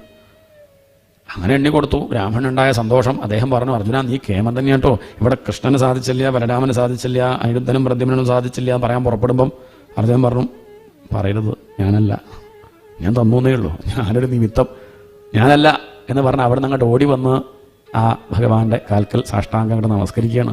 നിശാമ്യ വൈഷ്ണവം ധാമ പാർത്ഥ പരമവിസ്മിത യത് കിഞ്ചിത് പൗരുഷം പുംസാം മേനേ കൃഷ്ണാനുകമ്പിതം. ഈ ഒരു വരിയാണ് ഈ കഥയുടെ താല്പര്യം. യത് കിഞ്ചിത് പൗരുഷം, എന്തെങ്കിലും ഒരു കാരുണ്യം, എന്തെങ്കിലും ഒരു കഴിവ് ഭഗവാൻ എനിക്കുണ്ടെങ്കിൽ അത് അങ്ങയുടെ അനുകമ്പയാണ്. അത് തിരിച്ചറിഞ്ഞു. ഇത്രയും കാലം അത് അറിയില്ലായിരുന്നു, പക്ഷെ ഇപ്പം എനിക്കത് ബോധ്യമായി. എന്തെങ്കിലും ഒരു കഴിവ് നമുക്കുണ്ടെങ്കിൽ, പലർക്കും പലതാവാം. ഭാഗവതം കേൾക്കാൻ അത് കഴിവാ, പറ്റുന്നുണ്ടല്ലോ. നിൽക്കാൻ, നടക്കാൻ, പാടാൻ, പറയാൻ ഒക്കെ കഴിവാണ്. ഇങ്ങനെയുള്ള കഴിവിൽ അഭിമാനിക്കാനും അഹങ്കരിക്കാനും പോണ്ട. അതാണ് മാ കുരു ധനജന യൗവന ഗർവം. അതൊരു സമയം പറയും, അതൊക്കെ നിമിഷ നേരം കൊണ്ട് ഇല്ലേണ്ടി പോകുന്നതാണ്. ഞാൻ യുവാവാണ്, സൗന്ദര്യമുള്ളവനാണ്, പഠിപ്പുണ്ട്, എൻ്റെ കയ്യിൽ കാശുണ്ട്, ബന്ധുബലുണ്ട്, സുഹൃത്തുക്കളുണ്ട്, അതൊക്കെ ഇല്ലാണ്ടാവാൻ അധികം സമയം വേണ്ട. എന്ന് വേണമെങ്കിൽ എന്തും സംഭവിക്കാം ആണ് മനസ്സിൻ്റെ കഥ തന്നെ. അങ്ങനെയാണ്, എന്ന് വേണമെങ്കിൽ എന്തും സംഭവിക്കാം, എന്ത് രോഗം വേണമെങ്കിലും വരാം. അപ്പം അതുകൊണ്ട് അഭിമാനിക്കാതെ അഹങ്കരിക്കാതെ വിനയത്തോടു കൂടി കഴിയുക. ഇതൊക്കെ ഭഗവാന്റെ കാരുണ്യം കൊണ്ട് അങ്ങനെ കഴിഞ്ഞു പോണു. ഈ വിചാരത്തിൽ വേണം ഒരു മനുഷ്യൻ കഴിയാൻ. ഇവിടെ ഭക്തനായ അർജുനന് ലേശര അഹങ്കാരം വന്നു, പക്ഷെ അർജുനൻ നശിച്ചോ? ഇല്ല. ഭഗവാൻ അർജുനന്റെ ജീവിതത്തിൽ ഇങ്ങനെ ഒരു കഥ കണ്ടു കൊടുത്തു. ആ അനുഭവത്തിലൂടെ ആര് ശുദ്ധായി? അർജുനൻ ശുദ്ധായി. കാൽക്കൽ വീണ് നമസ്കരിച്ചു, കണ്ണീര് കൊണ്ട് ഭഗവാന്റെ പാദം കഴുകി. ഭഗവാൻ പുറത്ത് തട്ടി പറഞ്ഞു, സാരല്ല അർജുന, ഇടയ്ക്ക് അങ്ങനെയൊക്കെ ഉണ്ടാവും, സാരല്ല, ഇപ്പം ആശ്വാസമായില്ലേ, സമാധാനമായില്ലേ എന്ന് പറഞ്ഞ് ആശ്വസിപ്പിച്ചു. അതുകൊണ്ട് സാത്വികമായിട്ട് വേണം ഭജിക്കാൻ എന്നാണ്. അങ്ങനെ ഭജിക്കുകയാണെങ്കിലോ ജീവിതത്തിൽ പ്രയാസങ്ങളും പ്രശ്നങ്ങളൊക്കെ വരുമ്പോഴും ലേശമൊക്കെ ഉണ്ടാവും പ്രശ്നം പ്രയാസമൊക്കെ, അതൊക്കെ എന്തിനാ? ഭഗവാനുടെ അടുക്കാനാണേ, അതിനു വേണ്ടിയിട്ടാണ്. അത് നമുക്ക് തിരിച്ചറിയാൻ പറ്റും ഭക്തന്മാർക്ക്. അതാണ് ഈ കഥ കാണിക്കുന്നത്. അതിനുശേഷം പിന്നീട് 90-ാമത്തെ അധ്യായം ദശമസ്കന്ധത്തിന് ഒരു ആരതി ഒഴിയാണ്, മംഗളം പാടുകയാണ്. സുഖം സ്വപുര്യാം നിവസൻ ദ്വാരകായാം ശ്രിയഃപതി. ആ ഭഗവാൻ ദ്വാരകയിൽ സുഖമായിട്ട് കഴിഞ്ഞു എന്നാണ്. ശരിക്കും നോക്കുകയാണെങ്കിൽ സുഖമായിട്ട് കഴിയാൻ പാടില്ല. കാരണം 16,108 ഭാര്യമാരും മക്കളും എന്നിട്ട് ഒരു പ്രശ്നവുമില്ല. അതൊന്നും ഒരു വിഷയമല്ല ഭഗവാന്. ഇവിടെ ഒരു ഭാര്യ ഒരു കുട്ടിയേ ഉള്ളൂ. എന്നിട്ട് ആഴ്ചയിൽ ശനിയാഴ്ച പോവുക കൗൺസിലിങ്ങിന്. ഡിപ്രഷൻ ആണ്, വലിയ ബുദ്ധിമുട്ടാണ്. ഇവിടെ ഭഗവാനൊരു കുഴപ്പമില്ല. എങ്ങനെ കഴിയണോ അത് മനസ്സിലാക്കണം വെച്ചാൽ ഏകാദശ സ്കന്ധം പഠിക്കണം. അത് കാണിക്കുകയാണ്. പിന്നെ ഏകാദശ സ്കന്ധം ആരംഭിക്കുകയാണ്. ഏത് പ്രശ്നങ്ങളുടെ നടുക്കും സ്വസ്ഥമായിട്ടിരിക്കാൻ ഒരാൾക്ക് സാധിക്കും ഈ തത്വാർത്ഥങ്ങൾ മനസ്സിലാക്കിയാൽ. അതാണ് ഏകാദശ സ്കന്ധം. ഇതാണ് ഭാഗവത്തിൻ്റെ മർമ്മം. ശരിക്കും പറഞ്ഞാൽ ഇതാണ് ഏറ്റവും പ്രധാനം. പക്ഷെ അത് അവസാനമേ വിളമ്പുള്ളൂ, അവസാനമേ ചോറ് വിളമ്പുള്ളൂ അല്ലേ? ചോറാണ് ഏറ്റവും പ്രധാനം. അവിയിൽ വിളമ്പ് ആദ്യം, പിന്നെ ഓലന്നെ, എലിശ്ശേരി, ഉപ്പിലിട്ടത്, ശർക്കരപ്പേരി, വറുത്തപ്പേരി, എന്തൊക്കെ വിളമ്പോ ഒക്കെ വിളമ്പിക്കഴിഞ്ഞാൽ ഇലട്ടതാണ് മാഹാത്മ്യം. എന്തിതു എല്ലാം കണ്ടു വെച്ചു. പിന്നെ നമ്മളിങ്ങനെ കാത്തിരിക്കുകയാണ്. അപ്പോൾ വറുത്തപ്പേരി വിളമ്പി, ശർക്കരപ്പേരി, പിന്നെ ഓലന്നെ, എലിശ്ശേരി, ഇതൊക്കെയാണ് കുന്തിസ്തുതി, ഭീഷ്മസ്തുതി, അത് ഇത് കുറേ ഉണ്ട്. ഇതൊക്കെ ഉണ്ടായിട്ട് കാര്യമില്ല. അതാണ് ചോറ് വിളമ്പാണ്ടിരുന്നാലോ നമ്മളെന്താ പറയുക? ഇലട്ട ആളെ പറ്റിക്കുക അല്ലേ? അല്ല ചോദിക്കുക, പൊളിച്ചുണ്ടായിട്ട് കാര്യമില്ല, ചോറ് വേണ്ടേ? ആ ചോറ് ഒറ്റയ്ക്ക് കിട്ടിയ ബുദ്ധിമുട്ടാവും. ആദ്യം തന്നെ ഇരുന്നു ഏകാദശം പറയാം. തിരുമേനി പറഞ്ഞാൽ മതി. പറഞ്ഞു പോവും. വെറും ചോറ് കിട്ടി എങ്ങനെ കഴിക്കുക? ഒന്ന് കൂട്ടി ഒന്ന് രസമായിട്ട് കഴിക്കണ്ട. അതിൽ രസമാക്കാനാണ് ഇപ്പോൾ ബാക്കിയുള്ളതൊക്കെ ലേശം ലേശം അങ്ങനെ വിളമ്പി വലിയ കുഴപ്പമില്ലാണ്ട് അങ്ങനെ ഇരിക്കുമ്പോൾ ഇനിയിപ്പോൾ ഏകാദശ സ്കന്ധം ചോറും കൊണ്ടുവരികയാണ്. അത് നേദ്യച്ചോറും കൊണ്ടുവരിക. ഉദ്ധവനും കൃഷ്ണനും കൂടി ചെമ്പ് വലിച്ചിങ്ങനെ കൊണ്ടുവരികയാണ് നേദ്യച്ചോറ്. അതാണെന്ത് ഏകാദശ സ്കന്ധം. അതാണ് ഏറ്റവും പ്രധാനം. അത് കഴിഞ്ഞാൽ പിന്നെ പാലട പ്രഥമം വിളമ്പും 12ാമത്തെ സ്കന്ധം. അത് ലേശമേ ഉള്ളൂ. പായസമൊക്കെ ലേശം മതി, എല്ലാവർക്കും കൊടുക്കണ്ടേ. അപ്പോൾ 13 അധ്യായം. അങ്ങനെയാണ് ഇതിൻ്റെ ഒരു സമ്പ്രദായം. അതിൽ ഏകാദശ സ്കന്ധം വളരെ പ്രധാനമാണ്. അത് ഭഗവാന്റെ ശിരസ്സായിട്ടാണ് പറയുക. അല്ലെങ്കിൽ ചിലർ മുഖമായിട്ട് പറയും. ശിരസ് പറയുമ്പോൾ അറിവ്, അവിടെ അതാ പ്രധാനം ആണ്. ബുദ്ധി. ഇനി വികാരമൊക്കെ ഒന്ന് മാറ്റി വയ്ക്കുക. ദശമം കഴിഞ്ഞാൽ പിന്നെ വികാരം കണ്ട് മാറ്റി വയ്ക്കും. പിന്നെ വിചാരമാണ് വേണ്ടത്. എന്താണ്? ഇനി വിചാരം ചെയ്യുക. വികാരമൊക്കെ വന്നു പോണതാണ്. അതിന് പിന്നാലെ ഇങ്ങനെ പോയോണ്ട് കാര്യമില്ല, ദുഃഖിക്കേണ്ടി വരും. സുഖമാണെങ്കിലും ദുഃഖമാണെങ്കിലും തമാശയാണെങ്കിലും എന്തായാലും ശരിയും കളിയൊക്കെ അതവിടെ തന്നെയുള്ളൂ. പക്ഷെ വിചാരം ചെയ്ത് ഉറപ്പിച്ചാൽ പിന്നെ ദുഃഖിക്കേണ്ടി വരില്ല. അതുകൊണ്ട് വിചാരത്തിന് പ്രാധാന്യം കൊടുക്കുകയാണ് ഇവിടെ. ഏകാദശ സ്കന്ധം ആരംഭിക്കുകയാണ്. അതിലാദ്യം നശിക്കുന്ന കഥ പറഞ്ഞു. കാരണം അതിൻ്റെ ലക്ഷണം മുക്തിയാണ്. മുക്തി പറഞ്ഞാൽ മോചനം, രക്ഷപ്പെടണം എന്നൊരു വിചാരം ഉണ്ടാവണം. ചിലപ്പോൾ ഉള്ളത് ബുദ്ധിമുട്ടെന്ന് അറിയണ്ടേ അല്ലേ? ഇപ്പം എന്താ ബുദ്ധിമുട്ട്? ഒരു ബുദ്ധിമുട്ടും ഇല്ല. തോന്നുന്ന ആൾക്ക് രക്ഷപ്പെടണം തോന്നില്ല. അതാണ് ജീവിതത്തിൽ ഇങ്ങനെ പല പല പല പ്രയാസം വരുമ്പോഴാണ് ഒന്ന് രക്ഷപ്പെടണം തോന്നുക. അല്ലാതെ എല്ലാം അനുകൂലമാകുമ്പോൾ ആർക്കും ഇപ്പം വീട് വിട്ട് വേറെ എവിടെയും പോകണം തോന്നില്ല. ഇതിൻ്റെ ബുദ്ധിമുട്ട് മനസ്സിലാക്കണ്ടേ? അതിനുവേണ്ടി ആദ്യം ഈ നിസ്സാരത ബോധ്യപ്പെടുത്താൻ ഒരു കഥ. ഭഗവാന്റെ വംശം നശിക്കുന്ന കഥ വർണ്ണിക്കുകയാണ്. പിന്നെ നമ്മുടെ വംശം പറയേണ്ട കാര്യമുണ്ടോ? ഒന്നുമില്ല, ഒക്കെ പോവും. അതിലൊന്നും വല്ലാണ്ട് ഭ്രമിക്കേണ്ട. ഒക്കെ ഇല്ലാണ്ട് ദ്വാരക കടലെടുത്തു. പിന്നെ നമ്മുടെ ഇട്ടാവട്ടം ഒക്കെ പോവും. മനസ്സിലായിക്കോളൂ. മനസ്സിലാക്കി വെച്ചാൽ എളുപ്പമുണ്ട്. അതാണ് കൃഷ്ണൻ്റെ മക്കൾ പറഞ്ഞാൽ കേട്ടില്ല. പിന്നെ നമ്മളെ മക്കൾ കേൾക്കില്ല എന്നല്ല, കേൾക്കൂട്ടു, വിഷമിക്കേണ്ട. എന്നാലും അങ്ങനെ ചിലപ്പോൾ കേട്ടില്ല എന്നും വരും. നമ്മൾ വിഷമിക്കാൻ പോകണ്ട. അതാണ് കഥ കാണിച്ചു തരുന്നത്. അതിനു വേണ്ടിയിട്ടാണ് ഈ 1ാമത്തെ അധ്യായം നശിക്കുന്ന കഥ വർണ്ണിക്കുന്നത്. എന്തുണ്ടായി? ഒരിക്കൽ ഒരു സന്ദർഭം, കാരണം ഇപ്പോൾ ഒന്നുമില്ല, ഭഗവാന്റെ സങ്കല്പമേ പറയാനുള്ളൂ. എന്നാലും ഇപ്പോൾ എന്തെങ്കിലും ഒന്ന് പറയണ്ടേ? അതിനു വേണ്ടി ഒരു കഥ. കുറച്ച് ഋഷിമാർ ഭഗവാനെ കാണാനായിട്ട് വന്നു. അവിടെ എത്തി. ഭഗവാൻ അവിടെ ഇല്ല. ഉഗ്രസേനെ കണ്ട് വർത്തമാനം പറഞ്ഞ് അവർ തിരിച്ചു പോവുക. തിരിച്ചു പോണ സമയത്ത് ഭഗവാന്റെ മക്കൾക്ക് ഒരു അപകട ബുദ്ധി തോന്നുകയാണ്. എന്തേ ഇപ്പം അങ്ങനെ തോന്നാൻ? ഭഗവാന്റെ സങ്കല്പമായിരിക്കാം. സാമ്പൻ സ്ത്രീവേഷം കെട്ടി, ഇഡലി ചെമ്പൊക്കെ വെച്ച് കെട്ടി, എന്നിട്ട് ഗർഭിണിയാന്ന് അടിച്ചിട്ട് നടക്കുകയാണ്. കൂടെയുള്ള കൂട്ടുകാർ ഇവനെയും കൊണ്ടുപോയി. എന്നിട്ട് ഋഷിമാരോട് ചോദിക്കുകയാണ്, ഇവളല്ല ഇവനാ, എന്നാലും ഇവളെ ഇന്നോ നാളെയോ പ്രസവിക്കും, ആൺകുട്ടിയോ പെൺകുട്ടിയോ? ഋഷിമാരെ ഒന്ന് നോക്കി പറയൂ. ഋഷിമാരാരാ? ഗൈനക്കോളജിസ്റ്റോ? അവരോട് ചോദിക്കുകയാണ്, ഇന്നോ നാളെയോ പ്രസവിക്കും, ആൺകുട്ടിയോ പെൺകുട്ടിയോ എന്ന്. ഋഷിമാർ നല്ലോണം നോക്കി. സംഗതി മനസ്സിലായി. സാമ്പന വേഷം കെട്ടി വരികയാണ്. ശപിക്കണോ വേണ്ടേ? അവരൊന്ന് കണ്ണടച്ചു. ഭഗവാനെ എന്താ വേണ്ടു? ഭഗവാനോട് ചോദിക്കുക. ഭഗവാന്റെ മകനാണല്ലോ, ശപിക്കുമ്പോൾ ഒന്ന് ചോദിക്കണ്ടേ? അതാണ് ഭഗവാൻ ചോദിച്ചു. എന്താപ്പം എന്നോട് ചോദിക്കാൻ? അല്ല ഒന്നുമില്ല, ചോദിച്ചു എന്നേ ഉള്ളൂ. ഇപ്പം ഇവർ വല്ലാതെ കുരുത്തക്കേട് കാണിക്കുന്നുണ്ട്.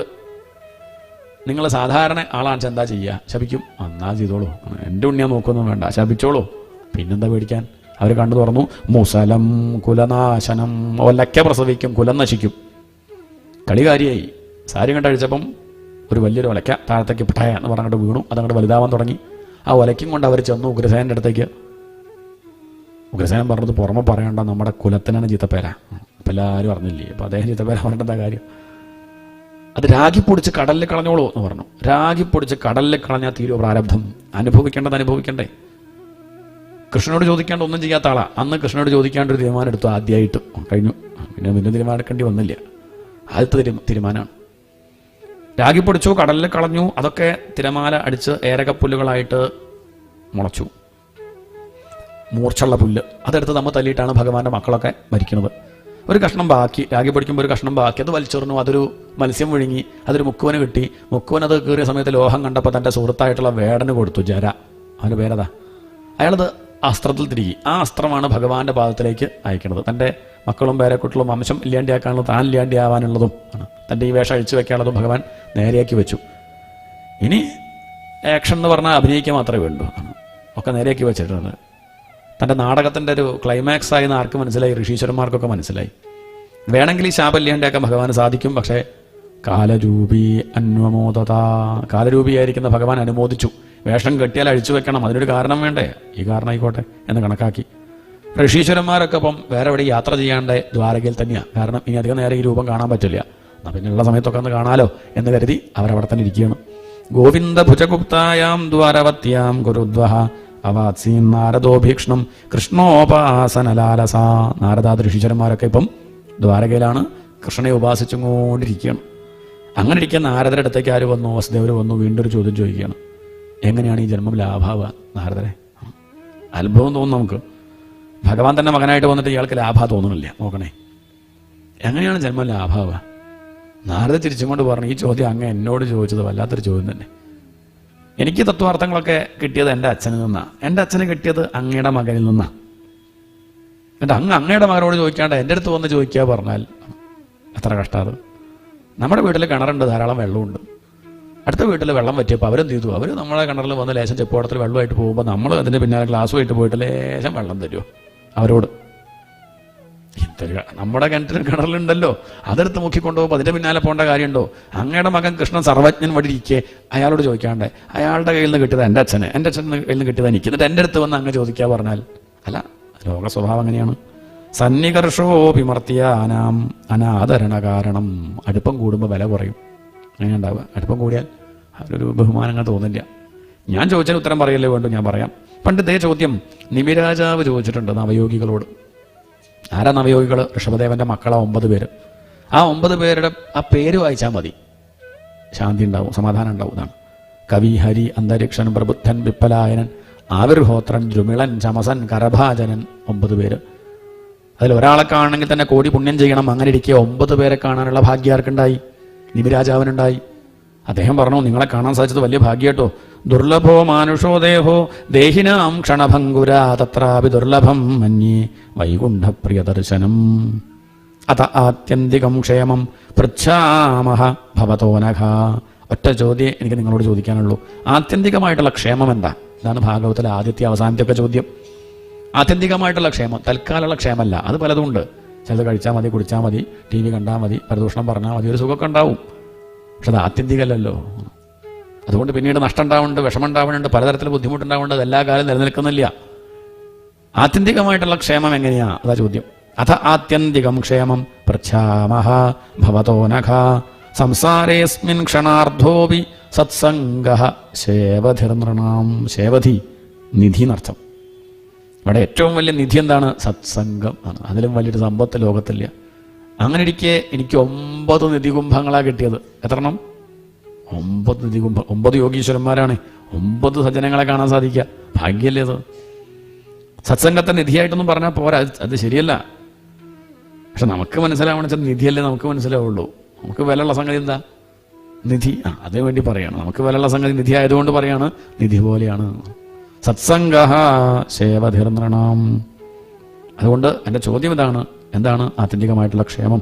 അതിന് ഉത്തരമായിട്ട് കവി എന്ന യോഗീശ്വരൻ പറഞ്ഞു. എന്ത് പറഞ്ഞു? കവി എന്താ പറഞ്ഞത്?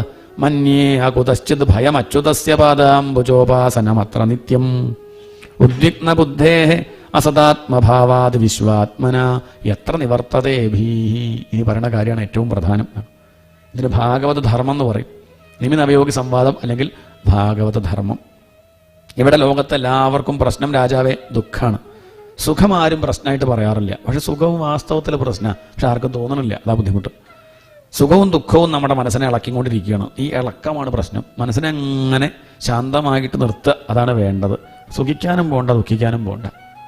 ശാന്തസമുദ്രം പോലെ. സമുദ്രം ശരിക്കും ശാന്തമാണ്. പക്ഷെ നമ്മൾ തിരമാല കാണുന്നത് എന്താ വെച്ചാൽ ഈ കരക്കെടുക്കുമ്പോഴേ ഈ പ്രശ്നം. കാറ്റടിച്ചിട്ടാണേ. കാറ്റടിക്കുമ്പോൾ അതിന് ആ സമഭാവത്തിന് മാറ്റം വരും, പൊന്തും താഴും. അപ്പോഴാണ് തിരമാല. ഇതുപോലെ നമുക്കും മനസ്സ് വലിയ കുഴപ്പമൊന്നുമില്ല, ഉറങ്ങുമ്പോൾ ഒരു കുഴപ്പമൊന്നുമില്ല. ഉണർന്നു കഴിഞ്ഞാലാണ് ഈ പ്രശ്നമൊക്കെ. ഇതാണ് ചിലരൊക്കെ എന്തെങ്കിലും നല്ലത് പറയുമ്പോൾ ഞാനൊരു കേമനാണ് എന്നൊരു തോന്നൽ, ഇളകി ആണ്. ചിലർ കുറ്റം പറയുമ്പോൾ താന്നുപോയി. ഇതാണ് ആ സമത്തിന് മാറ്റം വരുമ്പോഴാണ് നമ്മൾ വിസമം എന്ന് പറയുക. നമ്മളൊന്നുകൂടി ഭംഗിയിൽ വിഷമായി എന്ന് പറയുക. കേട്ടപ്പോഴേ എനിക്ക് വിഷമായി. വിഷമല്ല, വിസമം ആണ്. സമഭാവത്തിന് മാറ്റം വന്നു. അത് ഉയരുമ്പോഴും താഴുമ്പോഴും മാറ്റം വരുന്നുണ്ട്. ഉയരും താഴും വേണ്ട, അതങ്ങനെ സമമാക്കി അങ്ങനെ നിർത്താനാണ് ഈ വക ഗ്രന്ഥങ്ങൾ. ഏത് ശാസ്ത്രമാണെങ്കിലും മനസ്സിനെ ഇളക്കാണ്ട് അങ്ങനെ മനോനിർവിഷയം ആണ്. മറ്റു വിഷയങ്ങളെ ധ്യാനിക്കാണ്ട് മനസ്സിനെ അങ്ങനെ നിർത്തുക. അങ്ങനെ വിഷയങ്ങളെ ധ്യാനിക്കാത്ത മനസ്സ് ബ്രഹ്മം തന്നെയാണ്. എന്താണ്? ഈശ്വരൻ തന്നെയാണ്. അപ്പൊ ഇവിടെ ദുഃഖത്തിന് കാരണം എന്താ ചോദിച്ചാൽ പറയാം. മന്യേ കുതശ്ചിത് ഭയം. ദുഃഖത്തിന് കാരണം വാസ്തവത്തിൽ ഭയ. എന്താണ്? ദുഃഖം നമ്മൾ പറയുന്നുണ്ടല്ലോ, ഒന്ന് അന്വേഷിച്ച് നോക്കുക എന്താ ദുഃഖത്തിന് കാരണം. അപ്പം അങ്ങനെ അന്വേഷിച്ചാൽ മനസ്സിലാവും ദുഃഖത്തിന് കാരണം പേടിയ. എന്താ ഉണ്ടാവുക എന്നുള്ളൊരു അല്ലേ ഉത്കണ്ഠ. നാളെന്തുണ്ടാവും? സുഖം വരുമോ, അസുഖം വരുമോ, പ്രശ്നമാവോ, ബുദ്ധിമുട്ടാവോ? മക്കൾ നോക്കുമോ? അങ്ങനെയൊക്കെ ഓരോരുത്തർക്ക് ഓരോന്നാവും. രോഗം വരുമോ? ആണ്. നല്ല പേര് പോവോ? തറവാടിന് ദോഷം വരുമോ? ഓരോരുത്തർക്കും ഓരോന്നായിരിക്കും. സൗന്ദര്യം നഷ്ടപ്പെടുമോ? ഉള്ള പണം ടാക്സ്, ഇൻകം ടാക്സ് ആര് വരുമോ? ആണ്. മക്കൾ ദൂർത്തടിക്കുമോ? രോഗം വരുമോ? ആണ്. പലതരത്തിലുള്ള ഭയമാണ്. ആണ്. ഭോഗേ രോഗഭയം, കുലേ ച്യുതിഭയം, വിത്തേ നിർപാലാത് ഭയം, മാനേ ദൈന്യഭയം, ബലേ രിപുഭയം, രൂപേ ജരായാഭയം, ശാസ്ത്രേവാദിഭയം, ഗുണേ ഖലഭയം, കായേ കൃതാന്താത് ഭയം, സർവം വസ്തു ഭയാന്വിതം, ഭുവി നൃണാം വൈരാഗ്യമേവാഭയം. ആകെ അഭയമായിട്ടുള്ളത് വൈരാഗ്യമാണ്, വിരക്തി. ലോകവിഷയങ്ങളോടുള്ള താല്പര്യം അതൊക്കെ ഒഴിവാക്കുക. ഒഴിവാക്കുക പറഞ്ഞാൽ അതിൻ്റെ നിസ്സാരത ബോധ്യപ്പെട്ട ഒഴിവാവും. അത് രസിപ്പിക്കും, എല്ലാ കാലവും ഉണ്ടാവും എന്നുള്ള വിചാരം കൊണ്ടാണ് ഈ സ്നേഹേ. അതല്ല മനസ്സിലായ കുഴപ്പമില്ലല്ലോ.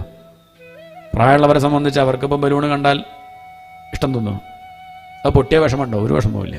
കുട്ടിക്കാലത്ത് എന്തായിരുന്നു? ബലൂണ് വലിയ ആഗ്രഹമായിരുന്നു. പക്ഷെ ഇപ്പം ഇല്ല. ഇപ്പം ബലൂണ് കണ്ടാൽ നമ്മൾ നോക്കൊന്നുമില്ല. ഉണ്ടോ? എന്ത് ബലൂണ്? ഇപ്പോൾ സ്വർണ്ണ ബിസ്ക്കറ്റ് കണ്ടാൽ നോക്കും, അത്രയല്ലേ ഉള്ളൂ. അതും കുറച്ച് ഞാൻ പോവും. തത്വാർത്ഥങ്ങളൊക്കെ മനസ്സിലായാൽ ആ ബലൂണ് പോലെ തന്നെ അതും ആണ്. അത്ര മനസ്സിലാവും. ഇതിപ്പം അത് അറിഞ്ഞിട്ടില്ല. ഇപ്പം നമ്മൾ ചിലതൊക്കെ അങ്ങനെ കേമാ വിചാരിച്ചിരിക്കുകയാണ്. പക്ഷെ അതൊക്കെ നിസ്സാരമാണെന്ന് അറിഞ്ഞാൽ പിന്നെ ഒന്നിനോടും താല്പര്യം ഉണ്ടാവില്ല.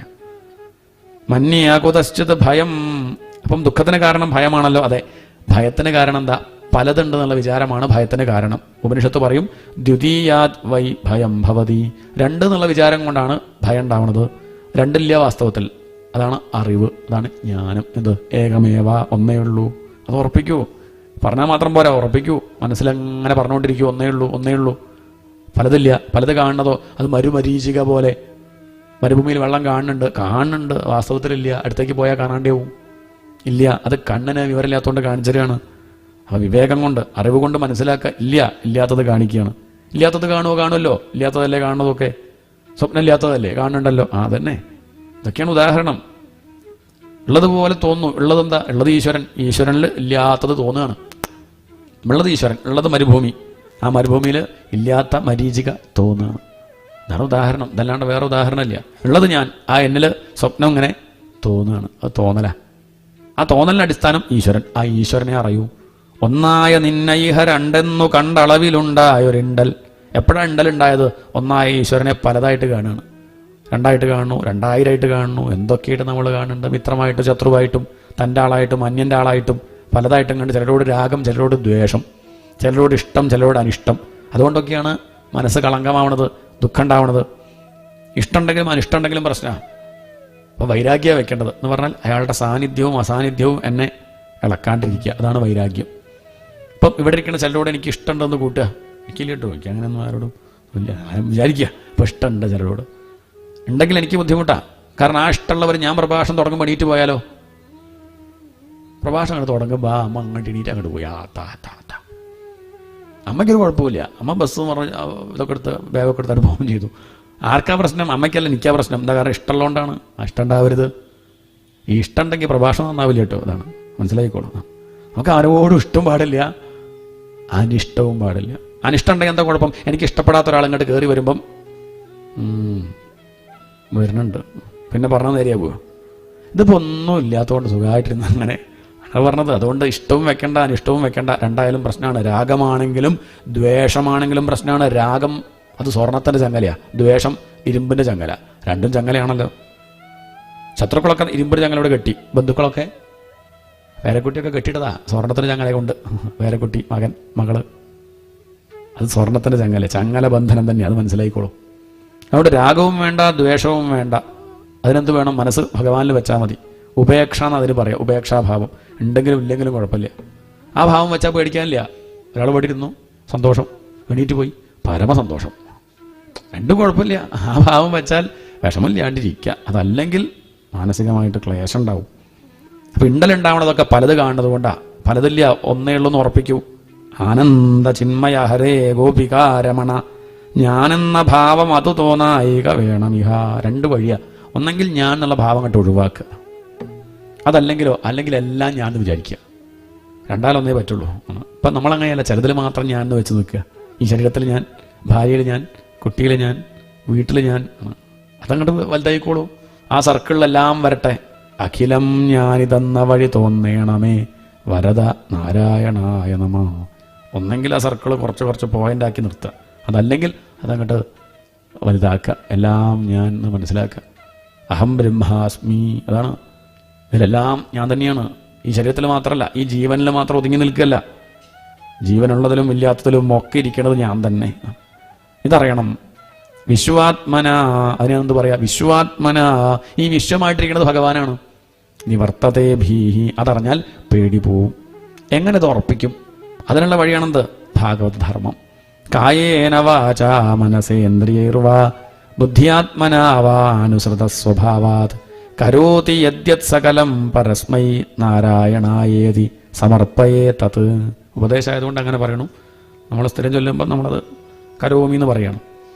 കായേന, ശരീരം കൊണ്ട്, വാച, വാക്കുകൊണ്ട്, മനസ്സാ, മനസ്സുകൊണ്ട്.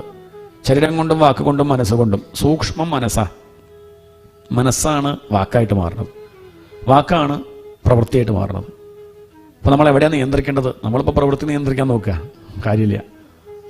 മനസ്സിനെ നിയന്ത്രിക്കണം. മനസ്സിനെ ശുദ്ധാക്കിയാൽ പ്രവൃത്തി ശുദ്ധാവും. സൂക്ഷ്മ മനസ്സാണ്. മനസ്സിൽ ചില ചിന്തയാണ് വാക്കായിട്ട് മാറുന്നത്. ആ വാക്കാണ് പിന്നെ പ്രവൃത്തിയായിട്ട് മാറുന്നത്. പ്രവൃത്തിയാണ് നമ്മുടെ ഭാവിയെ തീരുമാനിക്കുന്നത്. നല്ല ഭാവി വേണമെന്ന് ആഗ്രഹമുണ്ടോ? നല്ലത് ചിന്തിക്കൂ. ഭദ്രം കർണേഭിഃ ശൃണുയാമദേവാ ഭദ്രം പശ്യേമാക്ഷഭിർയചത്രാഃ സ്ഥിരൈരംഗൈഃ. അങ്ങനെയാണ് പ്രാർത്ഥന തന്നെ. നല്ലത് മാത്രം കാണുക, നല്ലത് മാത്രം കേൾക്കുക. അങ്ങനെയാണെങ്കിൽ നല്ലത് ചിന്തിക്കുള്ളൂ. ഇത് മനസ്സിലാക്കിയിട്ടാണ് നമ്മുടെ ഋഷിമാർ പറഞ്ഞു വെച്ചു, അധികം മന്ത്രമൊന്നും വേണ്ട, അത് മതി. തത് സവിതുഹു വരേണ്യം ഭർഗഃ ദേവസ്യ ധീമഹി ആണ്. ധിയോ യോ നഃ പ്രചോദയാത്. മതി, അത്രയേ ഉള്ളൂ. എൻ്റെ ചിന്തയെ ശ്രദ്ധിക്കണം എന്നാണ്. എൻ്റെ ചിന്ത നല്ലതാവണേ. എൻ്റെ ബുദ്ധിയെ ഭഗവാനെ അങ്ങ് ശുദ്ധാക്കണേ. നല്ലത് ചിന്തിക്കാൻ പറ്റിയാൽ മതി. ധിയോ യോ നഃ പ്രചോദയാത്. ബുദ്ധി നന്നായാൽ വാക്ക് നന്നാവും, വാക്ക് നന്നായാൽ പ്രവൃത്തി നന്നാവും. പിന്നെന്താ പേടിക്കാം? അത്രയേ വേണ്ടൂ. ചെയ്യണ കർമ്മങ്ങൾ മുഴുവൻ ഭഗവാനിൽ സമർപ്പിച്ചാൽ സ്വസ്ഥമായിട്ടിരിക്കാം. സമർപ്പിച്ചാലും സമർപ്പിച്ചില്ലെങ്കിലും സമർപ്പിതമാണ്. എന്താണ്? നമ്മൾ വിചാരിച്ചാലും ഇല്ലെങ്കിലും നടക്കേണ്ടത് നടക്കും. നമ്മൾ വിചാരിച്ചാൽ പ്രായമാണ്ടിരിക്കുമോ? നിൽക്കട്ടെ, ഏയ് എൻ്റെ ശരീരമാണ്, അവിടെ നിൽക്കട്ടെ, ഒന്നുമില്ല. പിന്നെ നമ്മൾ ആ പ്രപഞ്ചശക്തിക്ക് ഒന്ന് വഴങ്ങിക്കൊടുത്താൽ കുഴപ്പമില്ലാണ്ട് നടന്നോളും. നമ്മൾ ബലം പിടിച്ചാലോ പ്രയാസമാണ്.